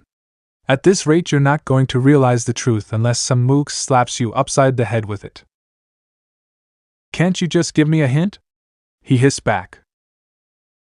All right. You're both being selfish. Naruto balked. Selfish? Him? How? Willow he could understand, but him? Once again, how? Very much so, that's how. Came the jaw-popping yawn. Now I'm taking a nap. Wake me when you need me. Naruto sighed and tapped a hand to his forehead as he guided a still silent Cinder around another corner. Ugh, this was going him a headache, he just knew it. Even as his partner retreated into slumber, his mind seized on the suggestion he'd left behind. How could he possibly be selfish as Kurama claimed? Selfishness implied that he was a greedy person. But he wasn't. If anything, he was selfless. There was no sacrifice he wouldn't make for those he cared about. He would die without regrets, offer up his life with zero reservations, fly into the very sun itself if it would keep his friends and family alive. Could that be considered selfish by someone? Reckless? He didn't think so. It was the truth. He knew he couldn't be killed easily. But did Willow know that? Ridiculous. Of course she did. Didn't she? Why have we stopped? Cinder's question rang through the empty corridor. Is something wrong? Naruto hissed as the thought slipped out of his grasp again. Blast it all, he'd nearly forgotten about his girl. Again. Bad brain. Bad. Just a migraine. He delivered her a quick head pat and forced himself to move on. Technically, it wasn't a lie. All this contemplating was making his skull twitch. He'd think on it later.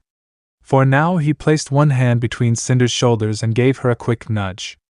She snapped it up in hers and held on instead, causing his right eye to twitch. Demanding little thing.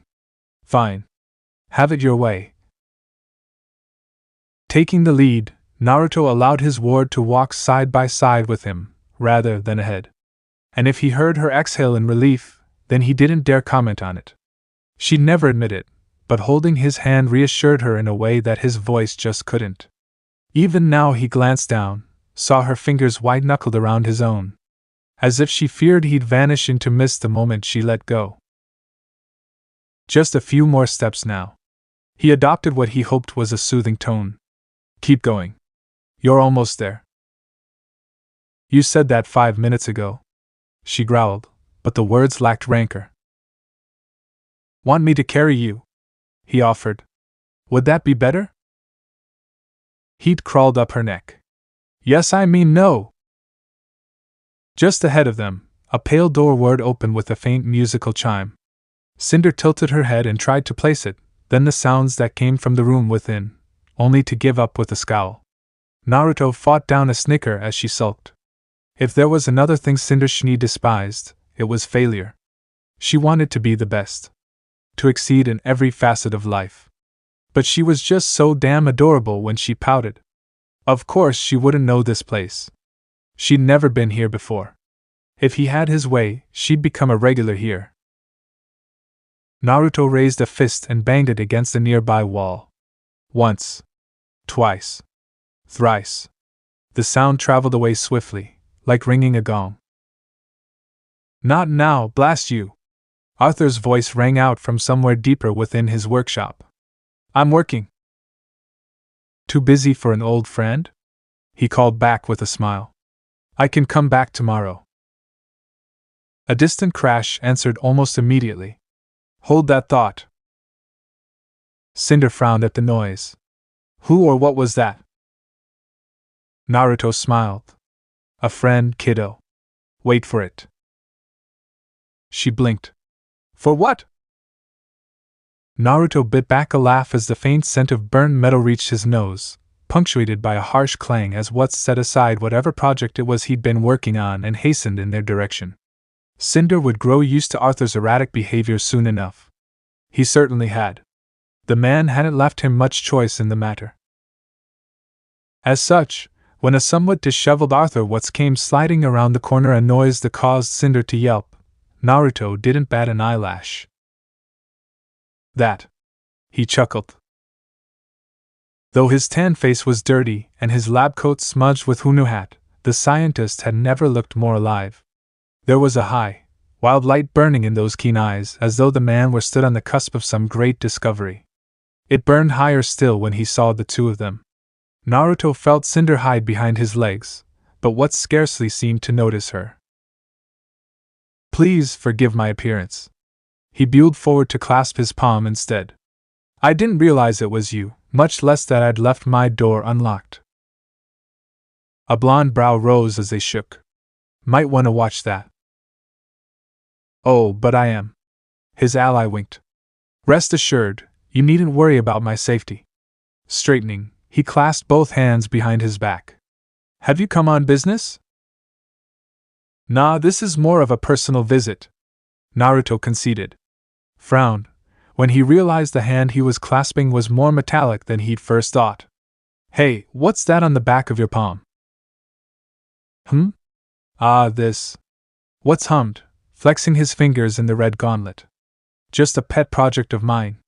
Something I've been working on in my spare time.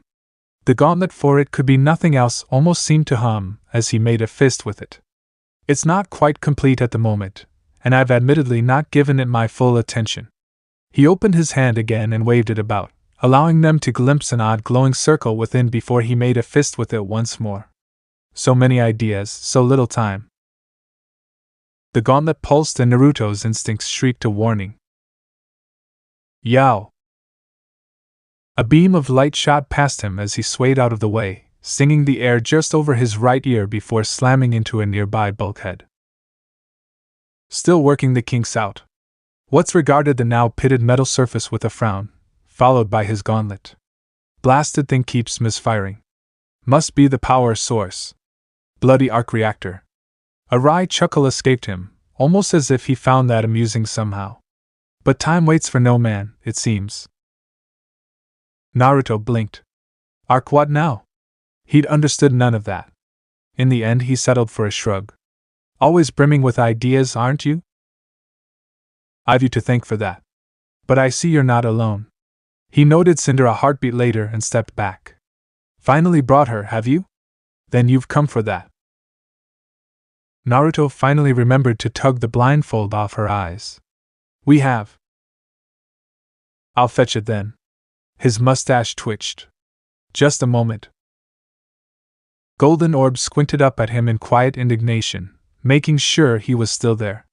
Only then did she deign to look around. She noted Arthur's retreat for but a moment before her gaze swung back to him in silent inquiry once more. Naruto was having none of it, and turned her head back to the scientist as the man removed a weighted case from beneath his desk. Even then she didn't quite comprehend what was going on. I still don't understand why you brought me here. Naruto had never heard Cinder squeal before. Minamine mean. Huh, neat. He hadn't heard that one before either. First time for everything, he supposed. No matter how many airs she might put on nor how she scoffed at her youth, at the end of the day Cinder was still very much a little girl. She might try to act like an adult, and it was adorable, but no matter her facade, she couldn't quite hide her age. And the moment his daughter laid eyes on her new weapons, why, her words became a shriek as shot across the room like a bullet from a gun. Poor Arthur nearly found himself bowled over when he presented them to her. You didn't tell me they were ready. They're beautiful. Cinder cradled the black and white blades to her chest with an euphoric grin. Can I keep them? Of course you can keep them. Despite his sour mood, Naruto found himself smiling at her innocence. They're yours. Do they have a name? Indeed. Arthur's smile lifted the edge of his mustache. They are called Kansho and Bakuya. Do be careful though. They're quite sharp. Cinder's grin was like a flame, bright and hungry as she turned her weapons end over end. Naruto didn't need his mark to sense the joy emanating from her. She'd been pestering him about her weapons for days now. He had put her off time and time again. It only made the surprise all the more sweet. Now firmly grasp them and use your semblance. What's instructed? Cinder dithered, eyes narrowing. I'll break them. Rest assured, you cannot. Reluctantly, the young girl gripped the hilts in her hands and, after only a moment's hesitation, flared her semblance. Naruto saw the moment that she did, beheld the stray spark snarling through her eyes. Fire came easily to Cinder. It always did. She had a temper and it manifested in her gift. He saw her shoulders tense, felt her aura flare as she braced for an explosion. Naruto didn't quite expect her blades to burst into flame. Neither did Cinder by the look of it, for the young girl startled and nearly dropped her now burning weapons before she caught herself. Each edge continued to burn bright, even as she clutched their hilts tight. Somehow the flame stayed within the metal and didn't race down the cloth-wrapped hilts to burn her, even when Cinder began to move them. What is this? She whispered. Magic? Don't be absurd. What scoffed? Magic doesn't exist. This is the power of science. Your weapons were designed to conduct and amplify the heat you generate. He held out to her as a baffled Naruto looked on, ringed fingers indicating the silently seething weapons in her hands. Your father was quite vocal in his demands. As such, it took a bit longer than I had anticipated, but I believe you'll come to appreciate the finishing touches far more than you would a rush job. You asked for curved swords? Kurama deadpanned. Curved swords that Cinder can set on fire whenever she wants? No. Naruto really hadn't. He'd asked for durable weapons that could turn into a bow, perhaps even make use of Cinder's semblance. Nothing more. Watts had simply taken that request and run with it. No, he'd gone above and beyond what was asked of him. Honestly, it was a little frightening and amazing. Not for the first time, he counted himself lucky they'd won him to their side. He didn't want to think what life might be like with that sort of wit pitted against him. Cinder frowned, gazing into the flames. How do I shut it off? Simply release your semblance, Arthur said. She let go of her gift and the fire guttered out, leaving the curved swords just as they'd been before. Naruto whistled. Nice work, Watts. Oh, but we've only just begun, Arthur crowed. Cinder, dear, would you kindly press the hilts together and hold the blades away from yourself? The surly girl did as she was bade, and something clicked in the base of her cherished weapons. As she looked on, the hilts meshed together, forming a single grip thanks to a pair of unseen magnets. A string of elastic steel cables sprung from back of the leftmost blade and connected to its twin, causing the fiery girl to tilt her head. Naruto did the same, not quite seeing the purpose at first, but then, there it was. It's a bow. Cinder's exclamation drew a rare laugh from Watts. Quite. The cable was a devil to figure out. It couldn't be too strong or you'd never be able to draw it back. He waved a hand, tracing another holographic diagram from his ring. Of course, if it were too loose, you'd not be able to shoot with it. Her brow furrowed. Doesn't have any arrows, though. What's arched an eyebrow? I was led to believe that was where your semblance came in. Something clicked in the orphan's mind. Golden eyes narrowed, flickering with a pale spark as she exerted her gift again. This time she willed the heat to crystallize, forcing the fires to gain substance where none was to be had. An arrow of sharp glass formed against the string, crude and hastily made, but an arrow nevertheless. Cinder set it to the string and attempted to draw it back. Thin arms quivered with exertion. Sweat beaded her brow, but the bow barely budged. She wasn't strong enough. Naruto realized it a heartbeat before she did. I can't shoot it. She gave in with a gasp, shoulders slumping. I need more strength. We'll work on that, and you'll aim later, he promised, patting her shoulder. For now, just focus on getting used to the blades. Her head bobbed. Cinder disengaged the bow and gave her new black and white blades a few test swings, carefully gauging the weight of her new weapons as she pushed herself through a series of quick movements. Each swipe generated a breeze, slicing through the air like a knife through hot butter. Each backswing sent her hair flying around her shoulders. She'd been growing it out over the last few weeks, gone from a scraggly mess to a cloudy curtain that ran down her back. If he didn't know better, he'd say Cinder was trying to mirror Willow with her hair down. The thought almost made him smile. Careful there, he chided when she missed a step and stumbled. Don't want to break him now, do we? Quite impossible, I'm afraid. Arthur preened like a pea-beep as Cinder flung herself into a fresh combination of sweeping strikes. Those blades were forged from a rare alloy that can only be found here in the kingdom of Atlas. They're virtually indestructible. His gaze strayed. Unless your father cares to test his luck? Little Cinder gasped and clutched her weapons to her dress, suddenly afraid he'd take them away. Arthur! Naruto snapped the word. A joke, nothing more. To his credit, the scientist realized his gaffe the moment blazing blue eyes rounded on him. That was in bad taste. He was just as quick to raise his hands and placate them. I meant no harm by it, I assure you.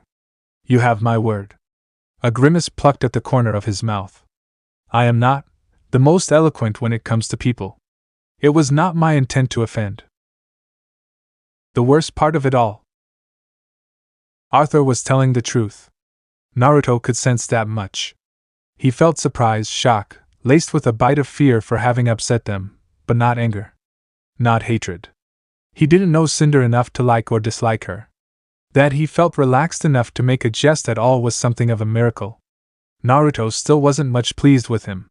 He'd nearly undone a month's worth of hard work with a careless phrase, and now he could feel Cinder glaring at the man with open hostility. Honestly, between these two, it was like herding cats. No, it's fine, he sighed, pushing a hand through his messy hair. Just apologize to Cinder. To a child? His mouth twisted. Must I? What's? Oh, very well. The genius unbent enough to groan beneath his glare. My apologies, child. It shan't happen again. Cinder still hesitated, eyes flicking toward him. You're not going to take them, right?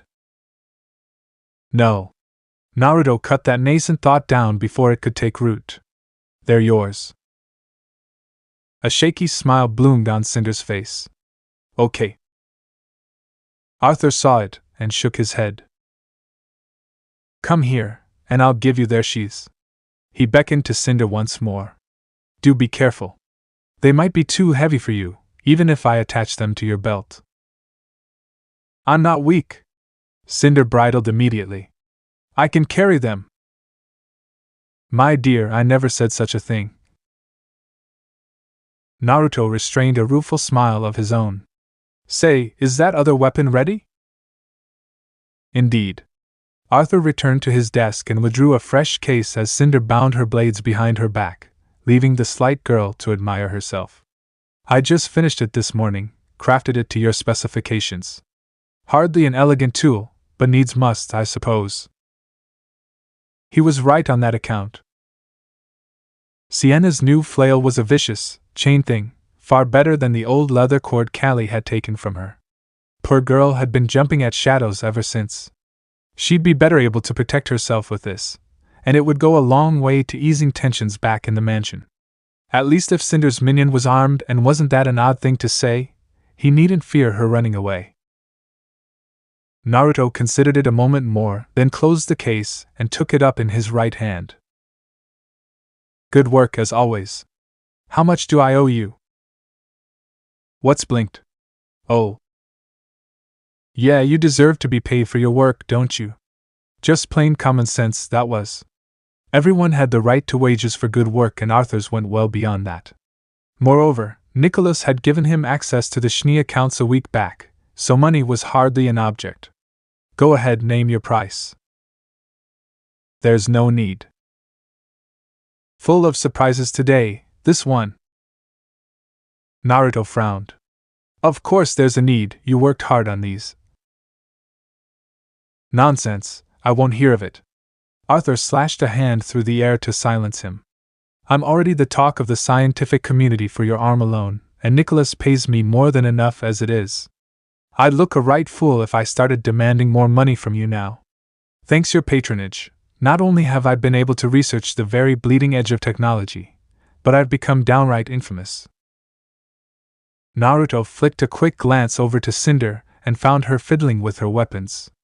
Content that he wasn't ignoring her, he turned attention back to his erstwhile ally. How so? Think of this, if you will. What's raised a finger?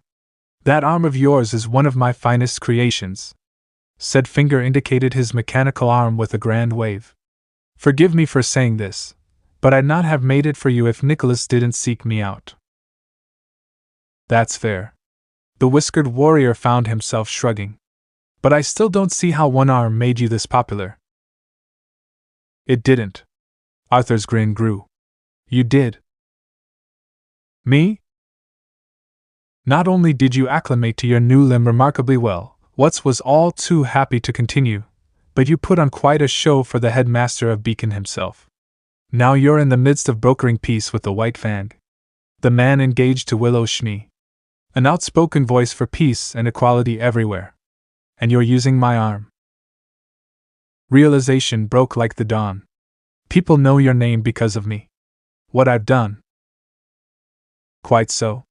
Arthur flexed his armored hand as the strange glowing blue-white circle within continued to pulse softly in his grasp. I've already had many injured veterans coming to me for the sake of prosthetics alone. Why, I may even branch out into the weapons business if my current endeavor goes to plan. No, he shook his head anew and hit the gauntlet behind his back. If you insist on paying me, I'd ask that you do so with knowledge, not lean. Naruto had a sinking suspicion about that. What sort of knowledge? Tell me, what's lean forward? Do you know Pietro Polendina? Both man and tailed beast blinked in unison. Who? Their ally doubled over with a cackle. It was a sharp, relieved noise that sounded like it hadn't much use in years. Did we just break him? Finally. But no, Arthur leveled out, dabbed a mirthful tear from the corner of his right eye and straightened his back once more. Someone who doesn't know the man or worship the ground he treads upon. You have no idea how badly I needed to hear that. If you meet him, pay him no mind. He's a hack and a fool, one devoted to aura. I'd rather focus on a more potent substance. Yeah, he wasn't liking where this was going. You want to know more about chakra, don't you? Not so loud. Arthur all but hissed the words and pushed in closer. The walls have ears. Ironwood spies might hear us, even here. Never mind the council. You and I, we can change the world, but we must be careful about this. If anyone else gets even an inkling of what you can do, The rest went unsaid. No one would leave him be. Thus far he'd only ever shown his abilities in a limited setting. If he ever went all out, panic at best, chaos at worst. Kurama chimed unhelpfully with his 2 cents. It's not as if anyone else can really do anything with chakra so long as they lack the coils, but well, you humans have ever proven yourselves clever creatures. I shouldn't have to tell you to be careful about who you share this information with. Can we trust Watts then? He asked. You can trust him to use whatever you give him. Well, that simplified matters. I'll just keep things basic for the time being then. Change the world, huh? Naruto thumbed his chin. So long as we make it a better place. Well, yes. Arthur blinked. I thought that went without saying. He extended his hand. Would you be willing to collaborate with me? Naruto regarded the offered palm for a moment before he made his decision. While his time in Atlas hadn't done much to harden his heart, it had stripped away his naivete in other matters. Arthur wasn't a bad person, but he could be a tad too enthusiastic for his own good. Ironwood, however, seemed the sort to use whatever he was given in a military fashion. Arthur wasn't connected to the government nor the council in any real capacity, if only because Nicholas kept him on retainer. That was the only reason he even deigned to consider this at all. Kurama chortled softly. If he betrays us, we can always kill him. Not like he could stop us. You really are a little too blasé about bloodshed, you know that? Anything chakra-related that you create, you run by me first before releasing to the public.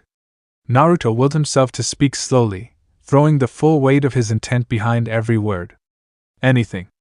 I mean it. Break your vow and you get nothing. Hide anything from me, and you get nothing. Lie to me and you guessed it, you get nothing. Azure orbs narrowed when he tried to protest. I'm serious, Watts. Chakra is no joke. It can help people, but this might blow up in your face.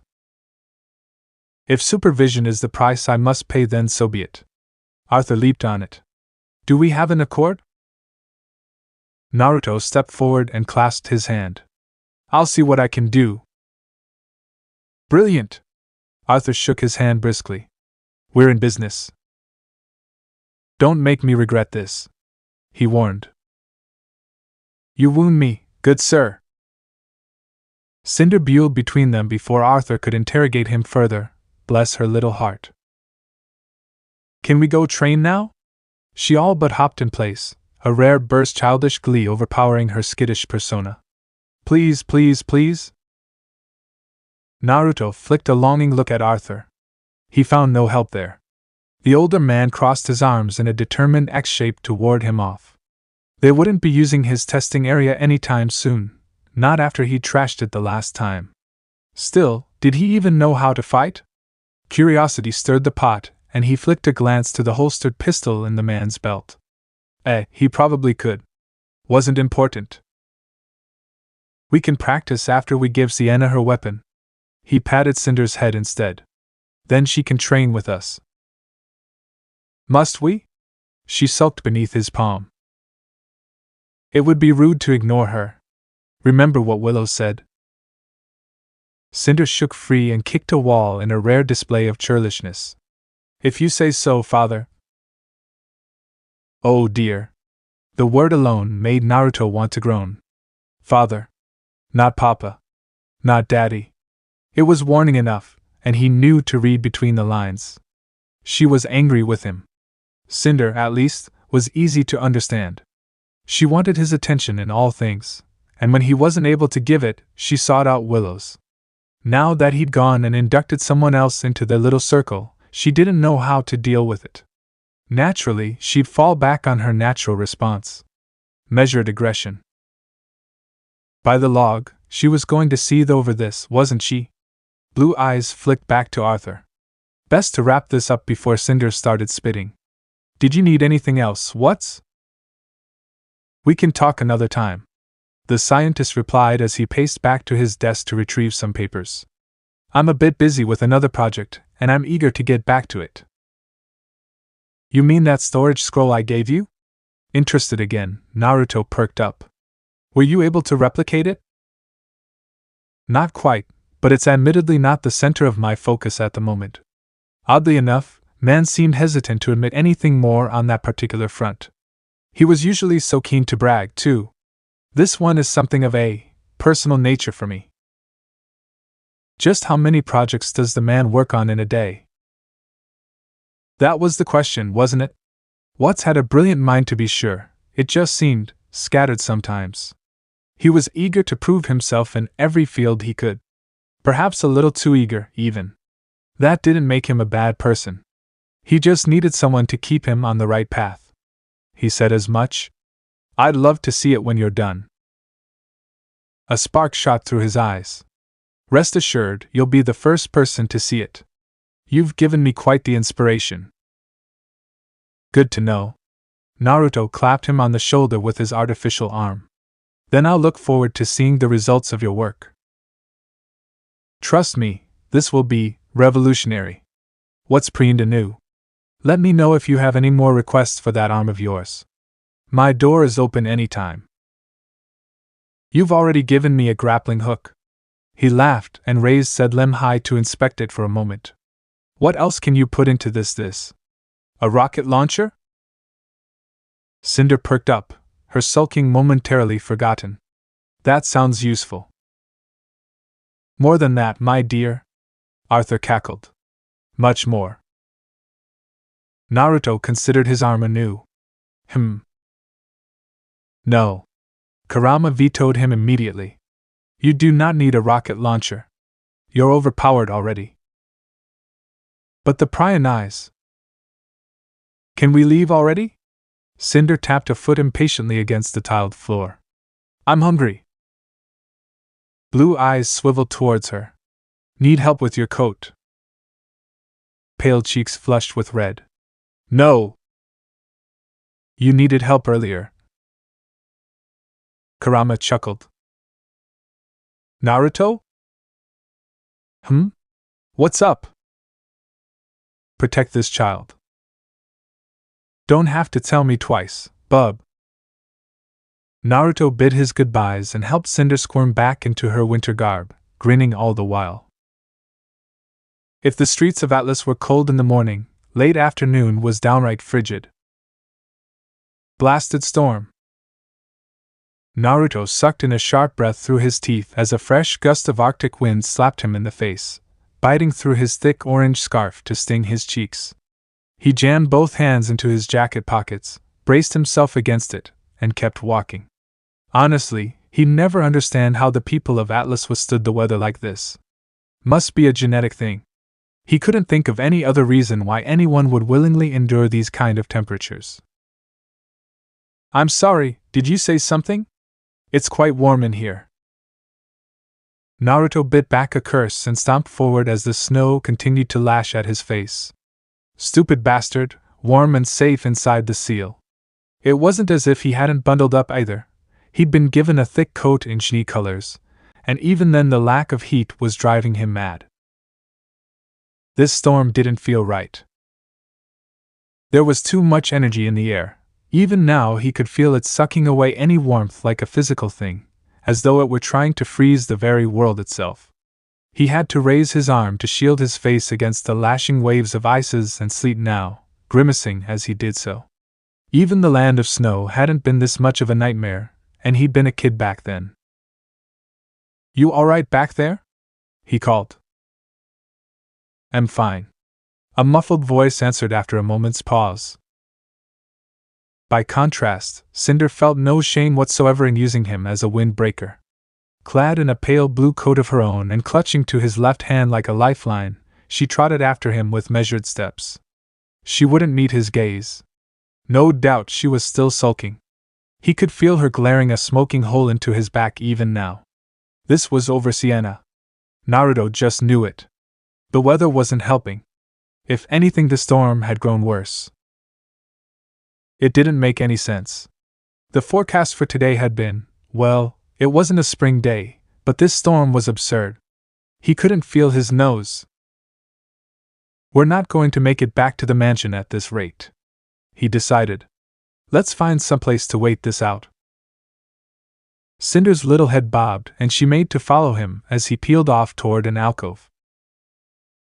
Naruto chose a shop at random, squinted at the sign within, and grinned. Well, well, he mused. What are the chances? He opened the door and a bell chimed.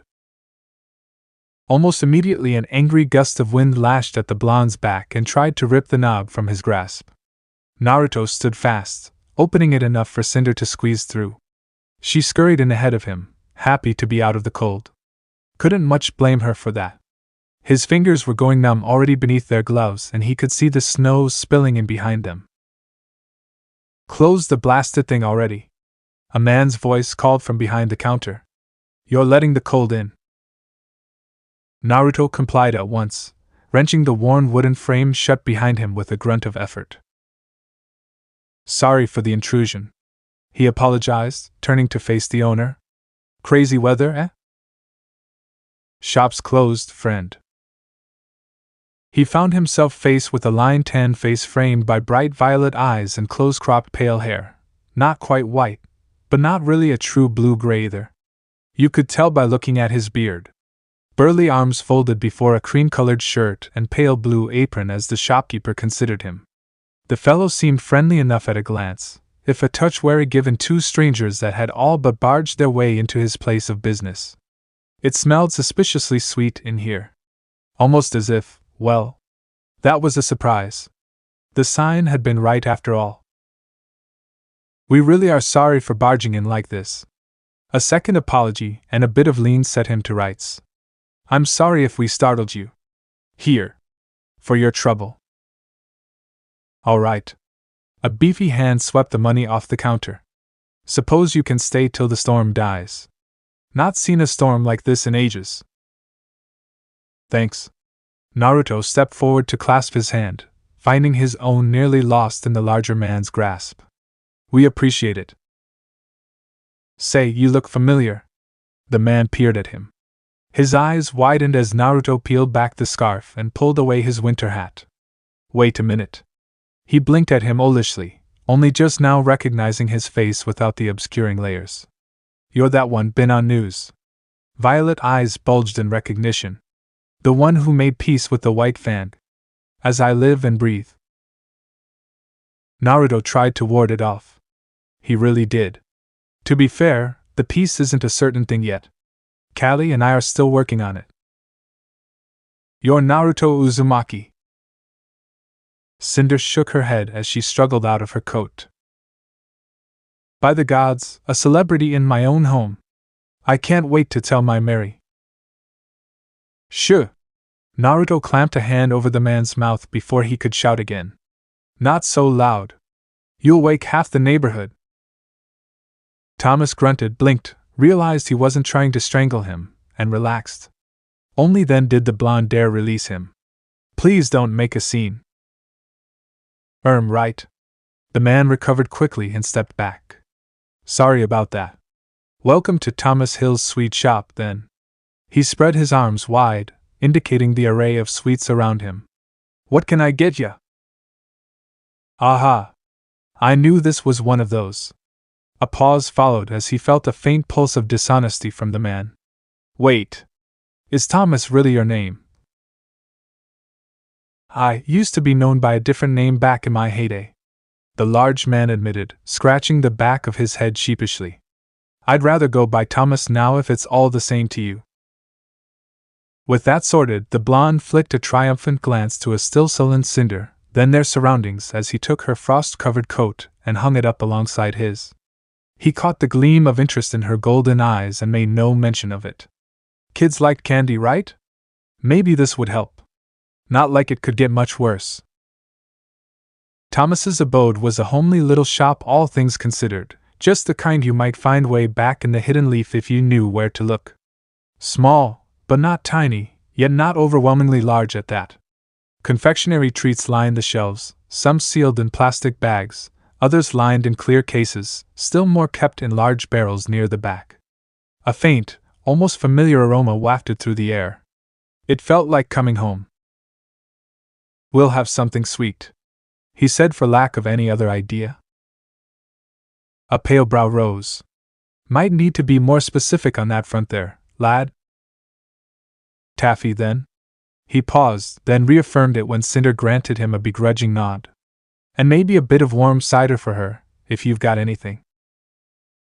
Sure thing. A fracture broke through Cinder's sulk. What cider? Oh, you're in for a treat, little miss. His gaze flicked to Naruto. You'll be wanting something stronger for yourself, I reckon? No, no. The blonde flailed his hands. I'll have more of the same. Coming right up then. Thomas grunted. Pull up a seat and make yourself comfortable. I'll crank up the heat.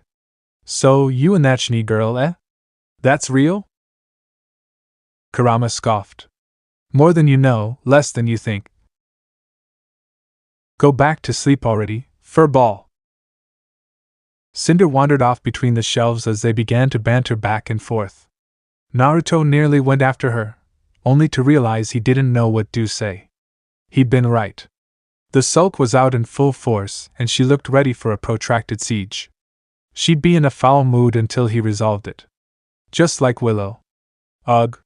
Why were girls so complicated? Thomas nudged him with an elbow. She yours? Yup. A silver brow rose. Really, now? Aren't you a bit young? She's adopted, if you must know. Naruto clarified with a sigh, turning to brace his elbows against the counter. We took her off the streets down in Mantle. Thought as much. The older man stroked his beard. She's got that look about her. Fearful? Naruto asked. Rough. Thomas countered, setting down a tankard of cider for him. Most folk from down below are like that. Great-grandmother was the same way, even when she found her way up her. A brief flash of nostalgia gleamed through his bright eyes as he watched the blonde drink. Oh, she could cuss up a storm when you pissed her off. This was her shop, you know. Been in the family for years. Really? Aye, but we're not talking about me. He waved his curiosity away. We're talking about your little one. Naruto grimaced. We are, aren't we? Perhaps there was something wise in the older man's gaze that Naruto saw in that moment. Perhaps he wanted someone to talk to. Perhaps he was simply tired of fumbling for answers on his own. Whatever it was, it had him folding like a house of cards. I don't know what to do with her sometimes. He lowered his voice to a whisper to avoid being heard. Cinder's my responsibility. I want to look after her, but I'm not sure how. He leaned out and found her wandering out of earshot. Only then did he dare continue.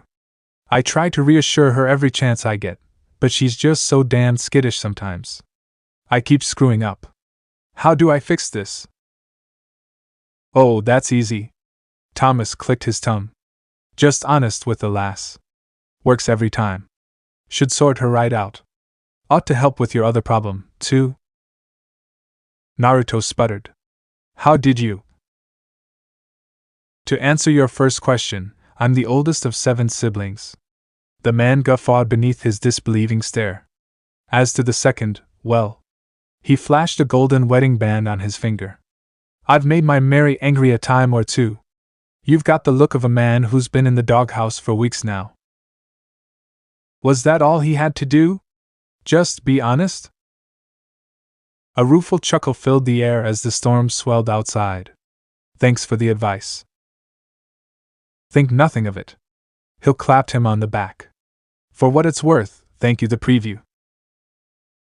Eh? Naruto squinted at him. Preview?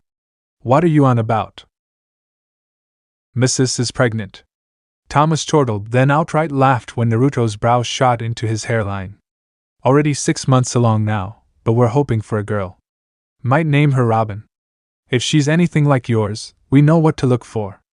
The laughter continued. And what not to do. Robin Hill. Naruto sounded out the name, unable to place quite why it felt so familiar to him. Has a nice ring to it. His marked hand twitched, and the blonde gripped his wrist to hit it as much as the voice that hissed in his ear. She will change everything, if she survives. And here he was hoping the blasted thing had finally gone silent. Of course, that's assuming M Shop's still around. Thomas continued, startling him. Why wouldn't it be? Shop isn't doing so well, he admitted, sweeping a scarred forearm across the counter. The two of you are the first customers I've had today, and that was before the storm hit. His weathered face creased as he looked around. Mary's military, but she's on leave right now. I can't go on long hunts anymore with my leg as it is. Might have to move down to Marital at this rate. Living in Atlas is eating us both out of house and home, never mind the overhead. This place used to be so alive, yet now. Naruto followed his gaze. It was a lovely little place, but now that he knew what to look for, he couldn't deny that it looked worn. Old. Well cared for certainly, but he was willing to wager not many folk had a sweet tooth in Atlas. Or even knew of this place at that. Such a shame. The cider was good and the candy sweet without proving cloying. An idea dawned in the back of his mind. He was going to regret this, wasn't he? No, scratch that. He wasn't. Soft touch. Kurama grinned back. Do you have a scroll? Thomas fished around in his apron for a moment. Bit of an older model, though. Let me see it. Naruto held out his hand. Thomas placed it into his palm and he quickly keyed in his number. There. You can take a few pictures if you want. He handed back, pushed himself upright, and snatched up his half-empty mug. Go on. You have my permission. Let your customers know I shop here. A rare epiphany whispered in his ear, and for once, he listened to it. Or better yet, get some pictures of me and Cinder. That might help. If it doesn't, I'll try to put you in touch with Nicholas. Nicholas Schnee? And I'll see if he can help. Naruto continued, digging a finger in his ear when the man's voice jumped several decibels. That sound fair? Thomas proved quick to rein himself in, but even then his eyes were wide. I don't understand. We've only just met. Why do this? Naruto could quite contain the peal of laughter that followed. Why not? He liked helping people. He lived for it. If he could make even one life a little better every day, then that was reason enough to keep living. It might sound foolish, and maybe it was, but that was just the way he was wired. If someone was in danger right in front of him, if someone needed help and he was given the choice of interfering or walking away, well, he knew what choice he'd make. He'd damn well do something about it. You're a good man, Thomas. He granted his new ally a smile. I can tell. You deserve to raise your child in peace. What? The man groused. You have some kind of semblance or something? Yeah, sure. This time, he didn't fight the smile that bloomed on his face. Let's call it that. Bugger me. He looked fit to keel over, and only Naruto's hand on his arm prevented him from doing so. You're a kind soul, lad. You don't have to do this. Our savings are keeping us afloat, and… Thomas. Eh? The father-to-be blinked. Shut up and accept my goodwill already. Naruto took that moment of confusion to make his way over to Cinder.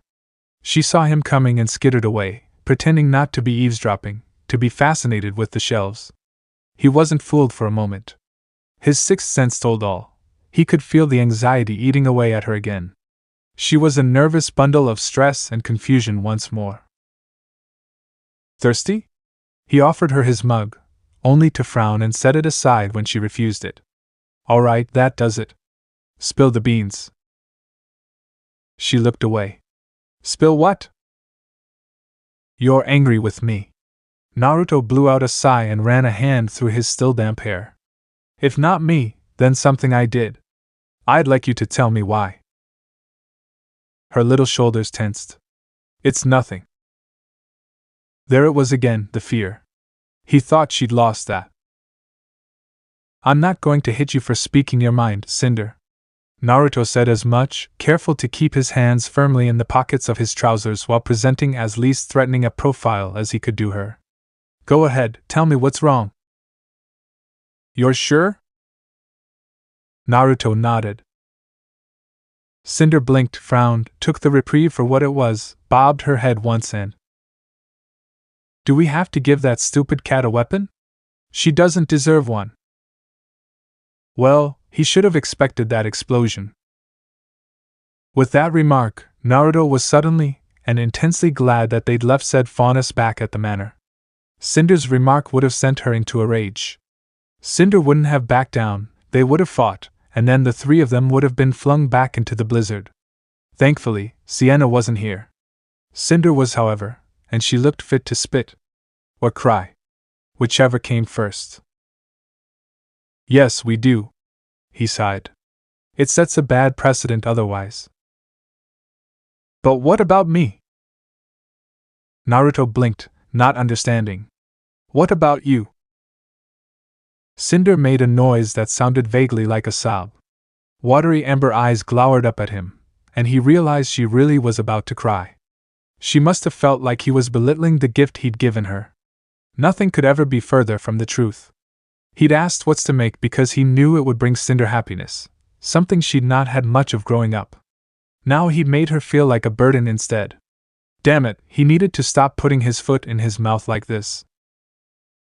To be fair, I commissioned your weapon first. He exhaled softly, choosing his words with great care. Sienna's came second. Cinder bit her lip, wrestling with some unseen emotion. It hit him a moment later. Fear. You can't have another daughter. I'm the only one you need. Oh dear. Is that what this is about? He sighed. Behind them, Thomas coughed awkwardly. Naruto groaned. Taking a moment, he took Cinder by the hand and tugged her deeper into the shop. Once he was certain the shopkeeper couldn't see them behind the shelves, he'd long since given up on the idea of not being heard. By now he knelt down and pulled the fiery girl close. She dug her heels in, of course, for all the good it did her.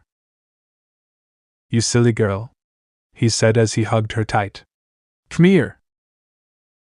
Cinder turned to a hellcat in his grasp almost immediately, fighting and flailing to get free. Stop it! She wailed, kicking and thrashing.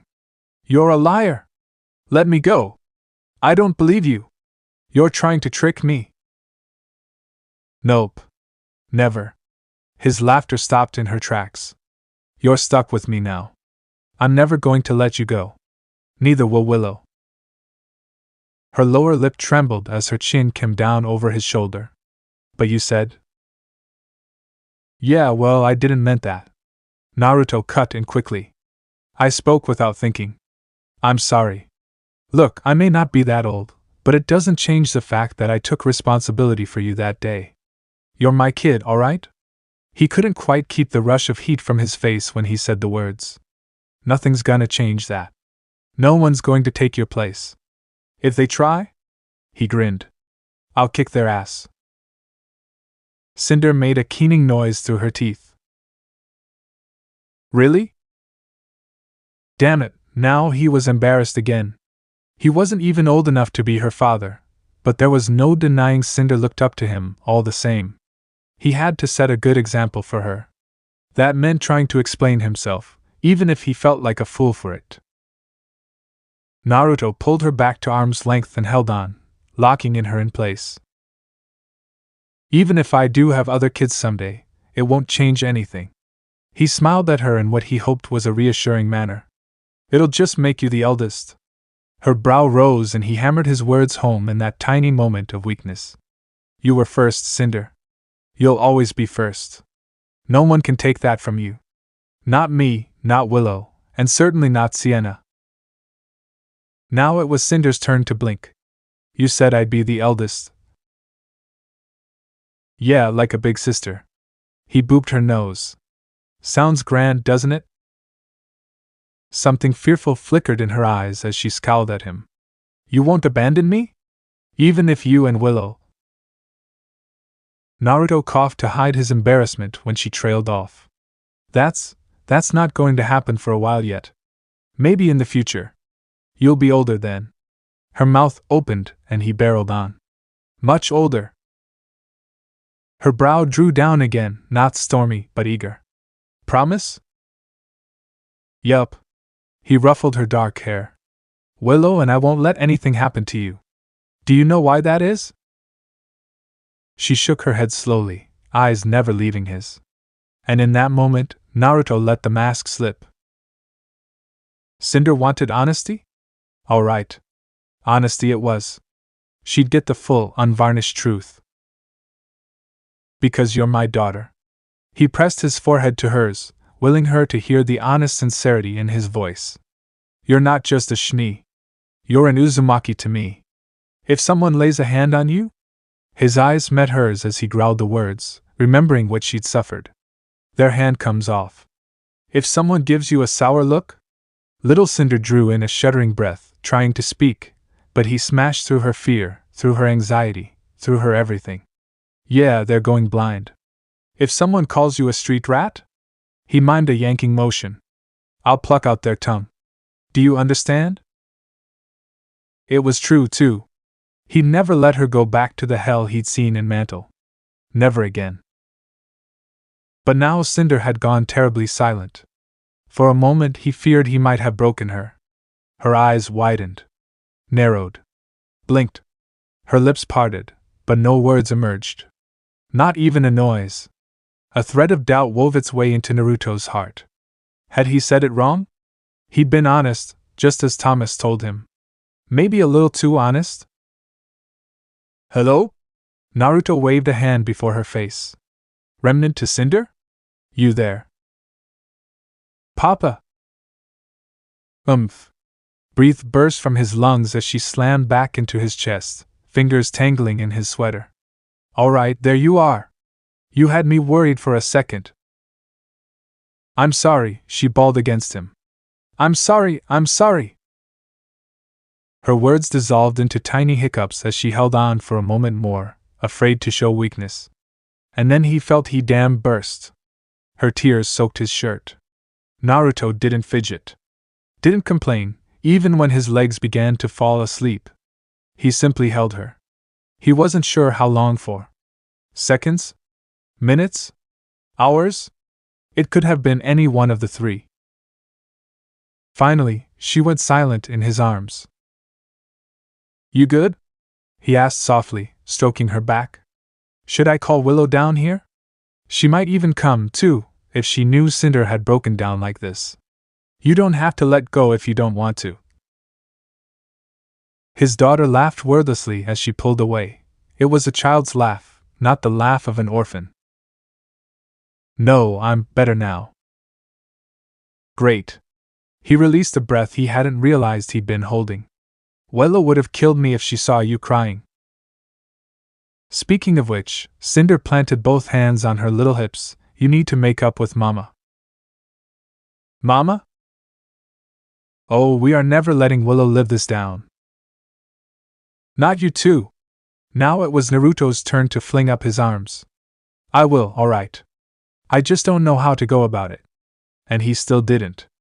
Honesty was all well and good, but he was beginning to think Willow wanted more than just honesty from him. He wasn't sure he had it in him to give that. Or if he even knew how. I'm working on it, alright?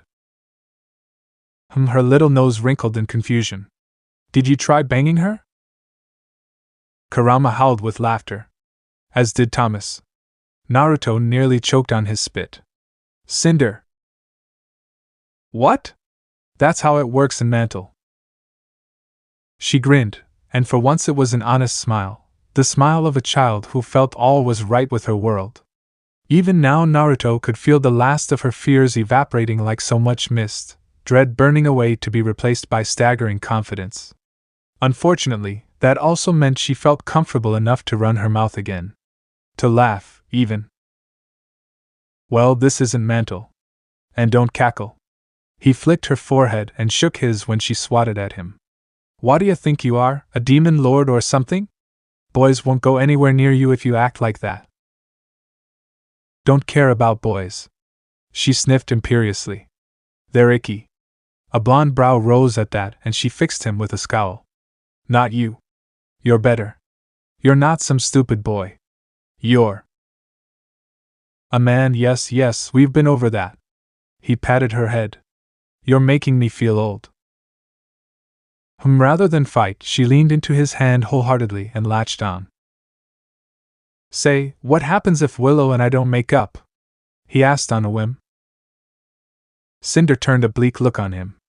I'll tell Grandpa. Her first threat. Kurama crowed like a proud parent. I think I just shed a tear. And on that note, Naruto sighed. I think it's time we leave. Sounds like the storm passed out there, too. Can't hear it anymore. Thomas was grinning from ear to ear when they returned to the counter. He even had a complimentary told you so ready for the two of them with their taffy, the cheeky bastard. But he'd been right. Honesty had solved the problem with Cinder. It might be more difficult with Willow, but he wasn't alone in that matter either, was he? He had friends. He had allies. Folk willing to help him. He just had to decide to do about it. To do that, he needed more advice, the kind close friends could give him. On a whim, Naruto fished out his scroll and shot a quick text before he could change his mind, to the last person he thought he would. Summer, I need your help with Willow. The message dinged helpfully, informing him it had been sent. It would likely take time to reach Vale. Summer was Willow's friend, after all. Surely she'd know what to do.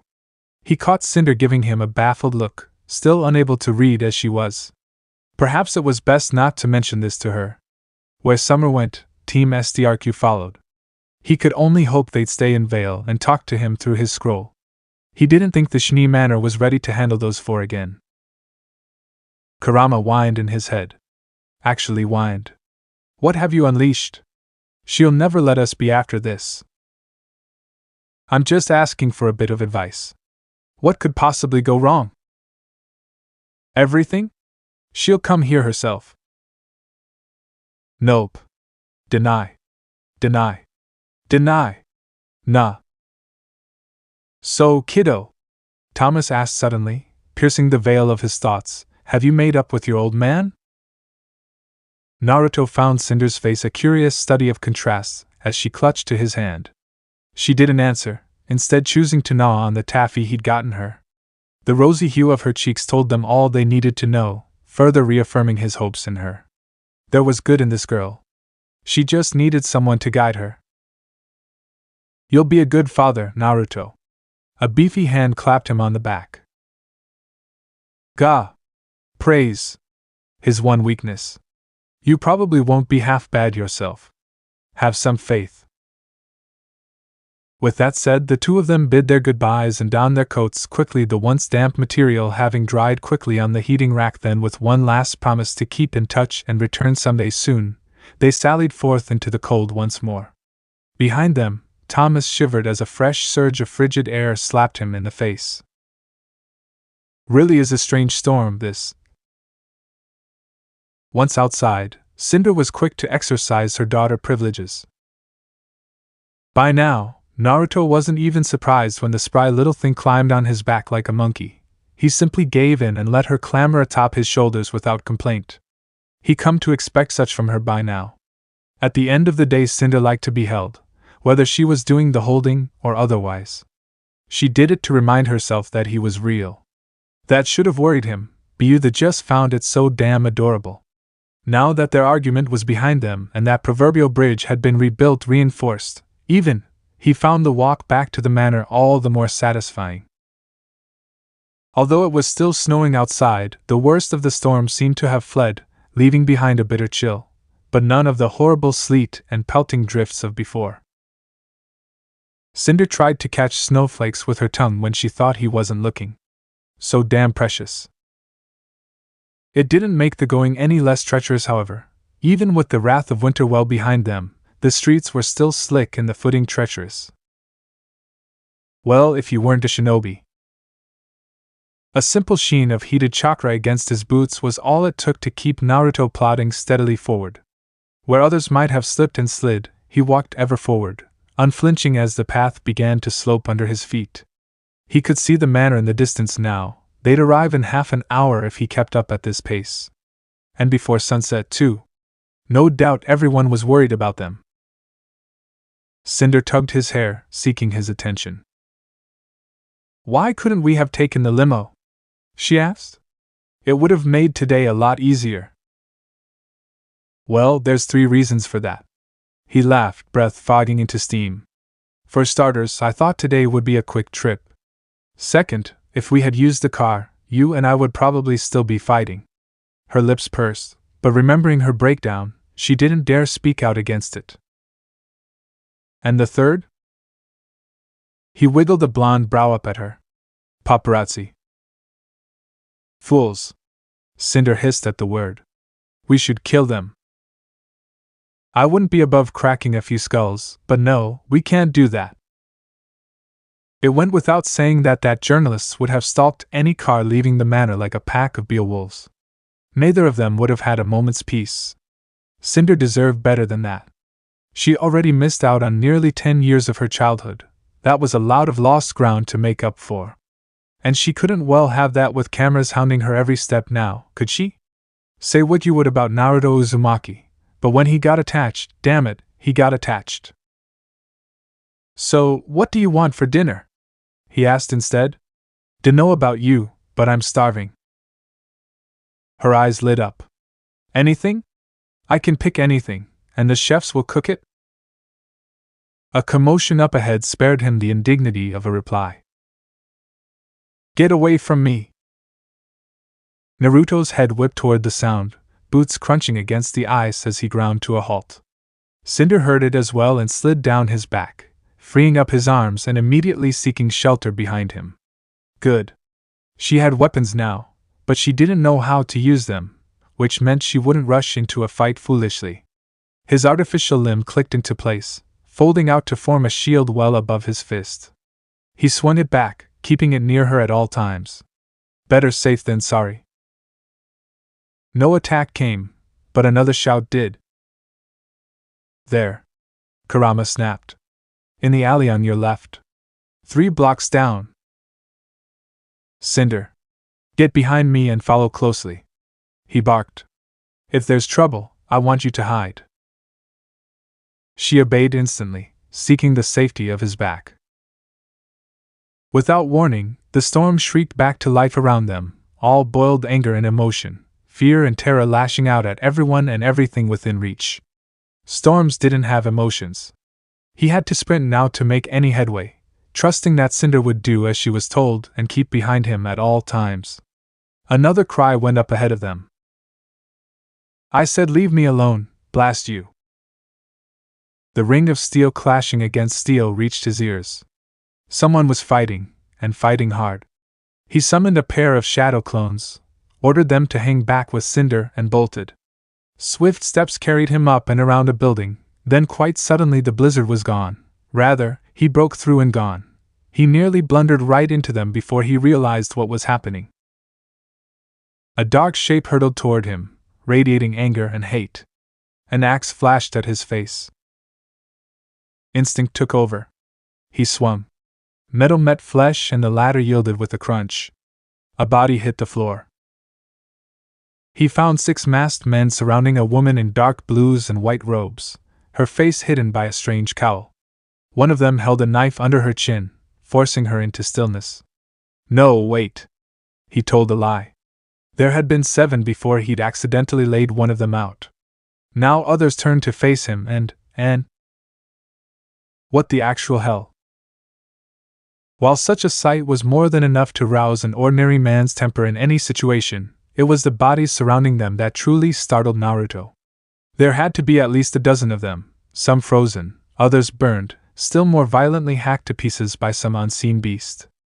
Others looked to have been smashed into the walls themselves, ground to a pulp by the very street itself. Now that he could see again, he noticed the bloodstains on the woman's pale robes and jacket. She'd defended herself, clearly. What the hell happened here?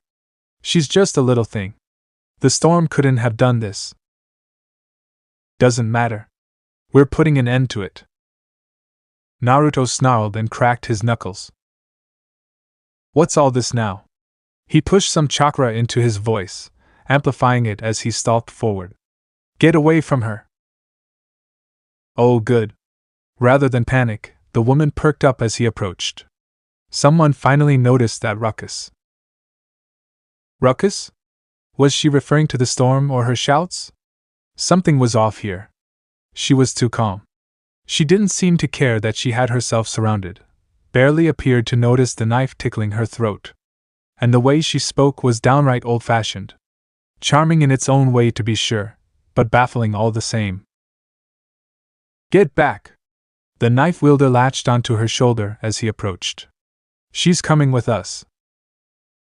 No. She hummed as her eyes blue began to glow beneath the cowl. I don't think I am. Thank you for the distraction, my good knight. As Naruto looked on, he glimpsed a smile in the shadows of her hood. Be a dear and help me dispose of this lot, would you? Strangely enough, her quiet confidence and lilting voice set him at ease. You heard the lady. He raised his voice again in a warning. Let her go before we break your everything.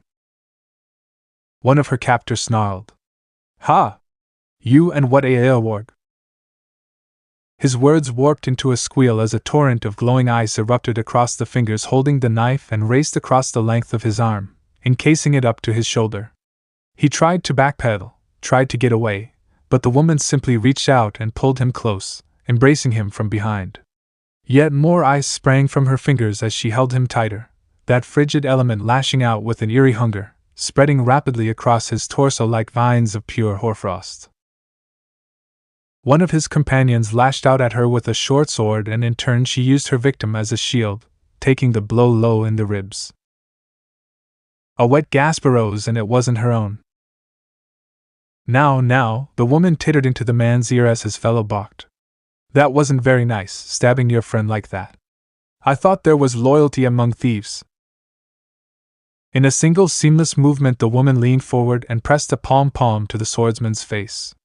An awful crack splintered the air and he tumbled backward, clawing at his crumbling visage. The rest tried to take advantage and close on her, but she swayed away, thrusting her first victim between them to gain distance. Despite himself, Naruto whistled. Should we help? I think she's got this under control. The first man cried out in abject horror and reached for the woman with his frozen arms, to no avail. His fate was already sealed from the moment she touched him. Before the glowing ice could complete its grisly work and consume him completely, the woman raised her arms and slapped twin open palms against his semi-frozen back. Boom! She declared, smacking her lips together with a resounding pop. Really, the result was nothing short of explosive. Pale fingers pulsed as fire met ice. Frozen armor shattered alongside a good portion of the man's torso, spraying grisly chunks of superheated metal and red ice back into his fellows in a concussive blast. They found themselves blown back by the force of the explosion, flung clear off their feet. Marcus! One of them yelped. You said you had her under control. Not anymore, came the answering shout. Naruto ignored it entirely, suddenly wondering whether this woman needed help at all. It certainly didn't look like it. Dear me, she hummed, frowning at her even bloodier robes. Now look what you made me do. I'll need a good wash to get this out. I do hope you're happy. One of them lashed out of her face and missed, tearing the cowl away from her face as she vaulted away. Glass slippers kicked off a wall as she launched herself in Naruto's direction. For a fleeting moment he glimpsed a high, wild smile on her youthful face, then quite suddenly she landed at his side, robes fluttering in the breeze. What are you? She smiled softly at him with burning eyes. Just a girl. No one special. Shall we? Together, they turned back to the would-be kidnappers. The ghost of a smile lit Naruto's face when three of them shrank back almost immediately. Beside him, the woman raised a bloody hand and ice crackled at her fingers, curling around digits in cruel claws. She looked like she knew how to use him. Naruto's smile turned feral. We shall. His body blazed gold and he blitzed the remaining men with extreme prejudice. The first barely had time to raise his arms to meet him. A single roundhouse punch thundered through his guard and struck him on the jaw, sending him spinning into a wall. From there, a quick stomp put him down for good. The second fared little better. His weapon passed through empty air and a kick found his ribs, wedged him against a dumpster. Unlike his comrade, he didn't rise. The third desperately reached for a pistol, only to find his very hand frozen in the holster. Dark eyes bulged and he frantically tried to peel his finger away, but it was already too late. Poor Saw didn't even have a chance to scream before he found himself frozen solid. He was shattered by the woman a heartbeat later, much like the last. A fourth blanched and turned to run, only for her to fling a spear of ice through the back of his knee and send him tumbling to the ground. The last remaining thief looked between the two of them, somehow decided he was still the easier target, and lunged. Naruto twitched. Seriously? A hand touched his wrist as he slapped it aside, and he felt a tug against his chakra. For a moment he almost felt ill, as if someone or something were trying to pull the very life out of him. No, you don't! Whatever it was, it snapped back like a rubber band as Kurama rebuffed the attack.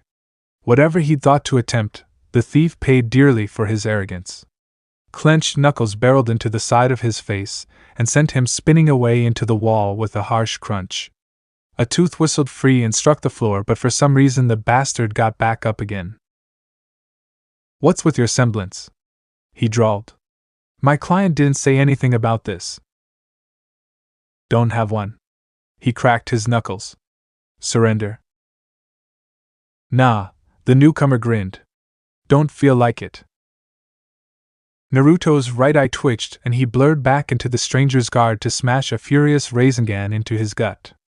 Aura crackled and his victim crashed through a wall with an angry yell. Even then the blonde didn't dare take his eyes off him. His suspicions served him well. Not a moment later, the assassin climbed back to his feet, swaying like a drunkard at last call. Damn it, he wasn't kidding. The killer croaked, one hand massaging his stomach. You hit like a truck. There goes my perfect record. What the hell is he? That would have dropped a bear. Naruto felt his smiling slipping away with each passing moment. He'd been actively holding back wouldn't do to kill someone that he might be able to interrogate after all, but to see someone shrug off one of his signature techniques with barely a scratch, well, it was more than a little alarming. He could see the tear in the man's dark clothes, see the undamaged skin, see the unaffected muscle beneath. Something was wrong here. Terribly, horribly wrong. He just couldn't put his finger on it. Last chance? He warned. Give up before I really hurt you. Nope. Laughter greeted him. Like I said, that's not gonna happen. A new voice chimed in. I'm afraid you don't have a say in the matter, young man. A torrent of ice erupted behind the assassin, sealing the street behind and cutting off his escape. It roared higher still, sealing off all avenues of escape, preventing him from simply scaling away to safety. With a muffled oath, the man clicked his tongue and tried to make for the other end of the street, only to find that denied to him as well. Naruto turned to find the source of the ice. His erstwhile ally knelt with one hand planted against the street. You didn't think I was going to let you leave after all that, did you? Her smile reminded him of someone he'd rather forget. Your boys roughed me up quite a bit earlier. Allow me to repay the favor. Now the ice crept across street and stone alike, seeking the assassin to the exclusion of all else. Every man has a choice. The killer scoffed as he skipped backward, evading it with ease. A man chooses. A slave obeys. And I'm no slave. An iron-shod boot lashed out with intent, and incredibly, the ice shattered as he stomped down on a force, shattering street and steel alike. Naruto stiffened. No one should have that kind of strength. It wasn't possible. Just who are you? Curious, are we? The man preened, lowering his limb. Ice ain't so deadly if you know how to deal with it. And since you're clearly dying to know who I am. Much to Naruto's dismay, the man reached back and pulled his hood away from his face. Revealed was Midnight's silver hair and pair of stern brown eyes set in a pale, yet chiseled face, lips quirked in a smirk.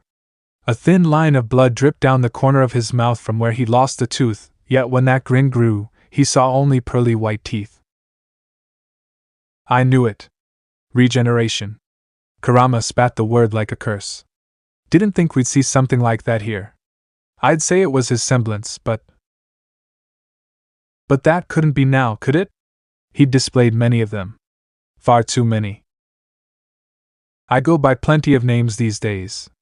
The assassin sketched a shallow bow before them, one arm sweeping across the length of his chest like some kind of gallant dancer from an age long forgotten. But you? You can call me Marcus Black. Assassin extraordinaire, snatcher of semblances, and all-around badass, at your service. He straightened, pulling that same arm back across his body.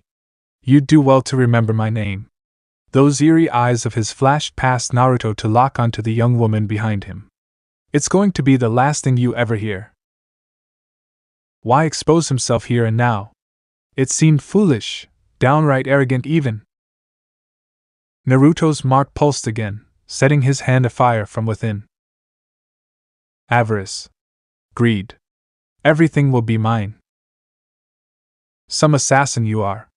He shook it off and stepped forward, placing himself between the two of them. What kind of killer reveals himself to his prey? The confident kind. Marcus grinned and tugged up his hood again. We'll meet again, Whiskers. You're on my list, too. But first.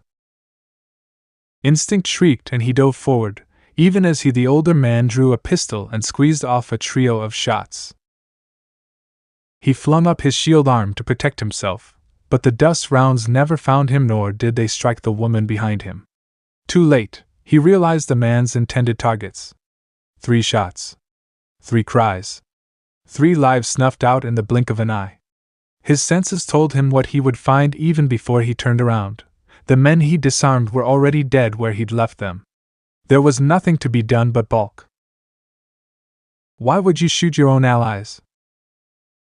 Dead men tell no tales. Before their very eyes, the man amid Marcus began to blur. See you around, Schnee? Not a chance. Marcus simply ceased to exist. One moment the assassin was standing there with insufferable selfsame smile of his, in the next, his body flickered and he simply wasn't present anymore. Golden fingers slashed through empty air as Naruto missed his target, momentum sending him sliding forward on the ice. He spun around, ready for a counterattack, but it never came. His every instinct screamed that there would be, yet as moments passed into seconds, then a full minute, nothing happened. He'd vanished before he could reach him in time. It wasn't a matter of speed. He surely would have caught him if it were. So then where? A pit of dread opened in his stomach. Cinder! Here! She scampered forward from where she'd hidden herself, tucking her small body into his side. I'm all right. I stayed back. Just like you told me. Good girl. He held her close. Wherever the man had disappeared to, Naruto found couldn't sense him anymore. No matter how far he stretched his senses, there was no sign of him. That didn't make any sense. Even if he'd run off, he'd surely be able to detect that unique bundle of negative emotions. Unless... teleportation. Sure enough, his partner confirmed his fears a moment later. Whoever he was, he's long gone now. He's out of my range. Could even be down in Mantle for all we know. Naruto swore. There'd be no catching him now. Blast it. Behind him, he heard the crack of crumbling ice. Well, that was bracing. Their ally hummed as she pushed herself upright. Noting quite like a bit of evening exercise to get the heart racing, wouldn't you say? Naruto turned to regard her with renewed scrutiny, only to hiss as his marked hand sang.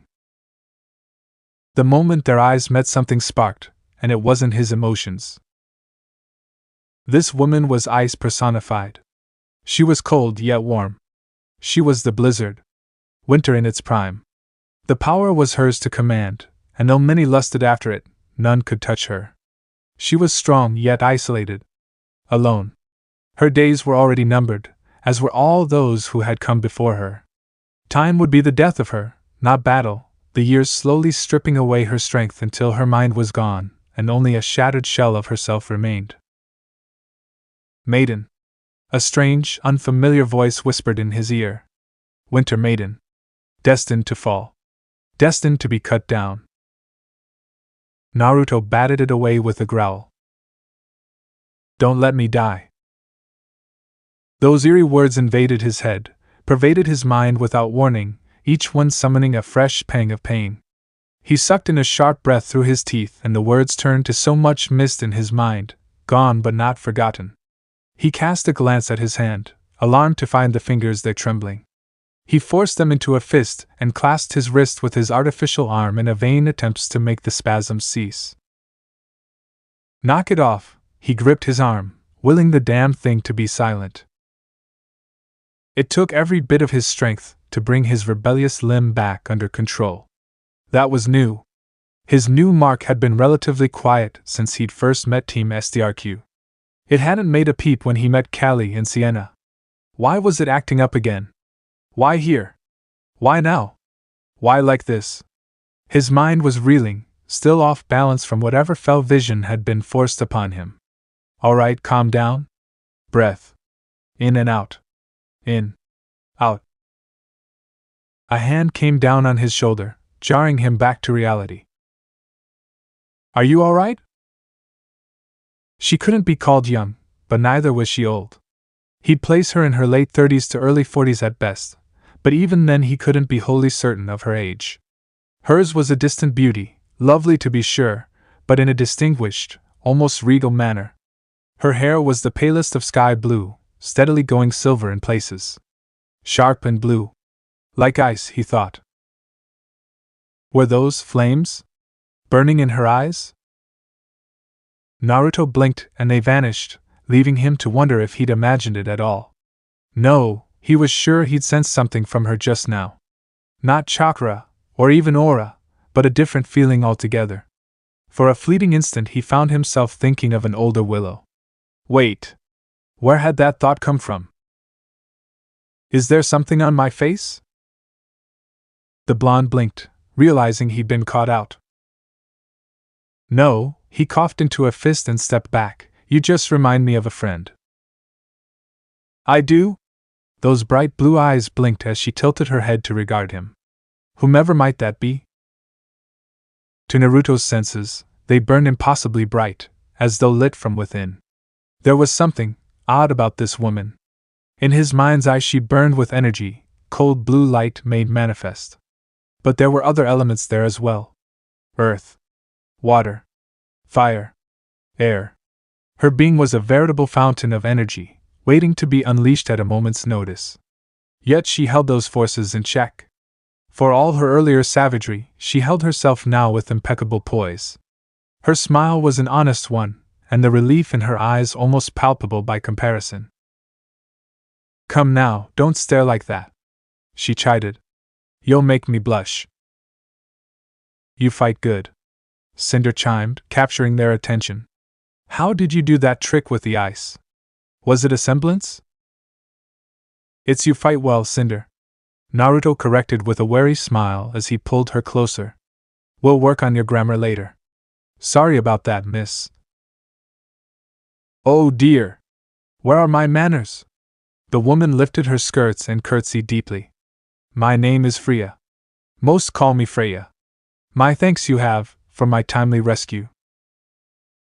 Only when she rose did she notice Cinder's intent stare. My, she cooed, touching one hand to her cheek. Aren't you a precious little thing? Those strange blue eyes flitted back up to him again as the girl squirmed away. Is she your little sister? Cinder sputtered. Sister? Daughter, actually. Naruto amended, stepping closer. Are you all right? We can take you back to the Schnee Manor if you need medical attention. You mean Nikki's house? Fry hopped in place and clapped her hands happily. That sounds grand. How is he? I've not heard from him in quite some time. I wonder how he's been. Eh? Now it was Naruto's turn to blink. You know the old man? Why, of course I do. Nikki's a dear friend of mine. Freya covered her smile with a pale hand, blue eyes flashing. I've not seen him in blast at all. She missed a step and faltered suddenly, frowning at her right leg as if it had betrayed her just now. It would appear I might have pushed myself a bit too hard. I might have to take you up on that offer of aid after all.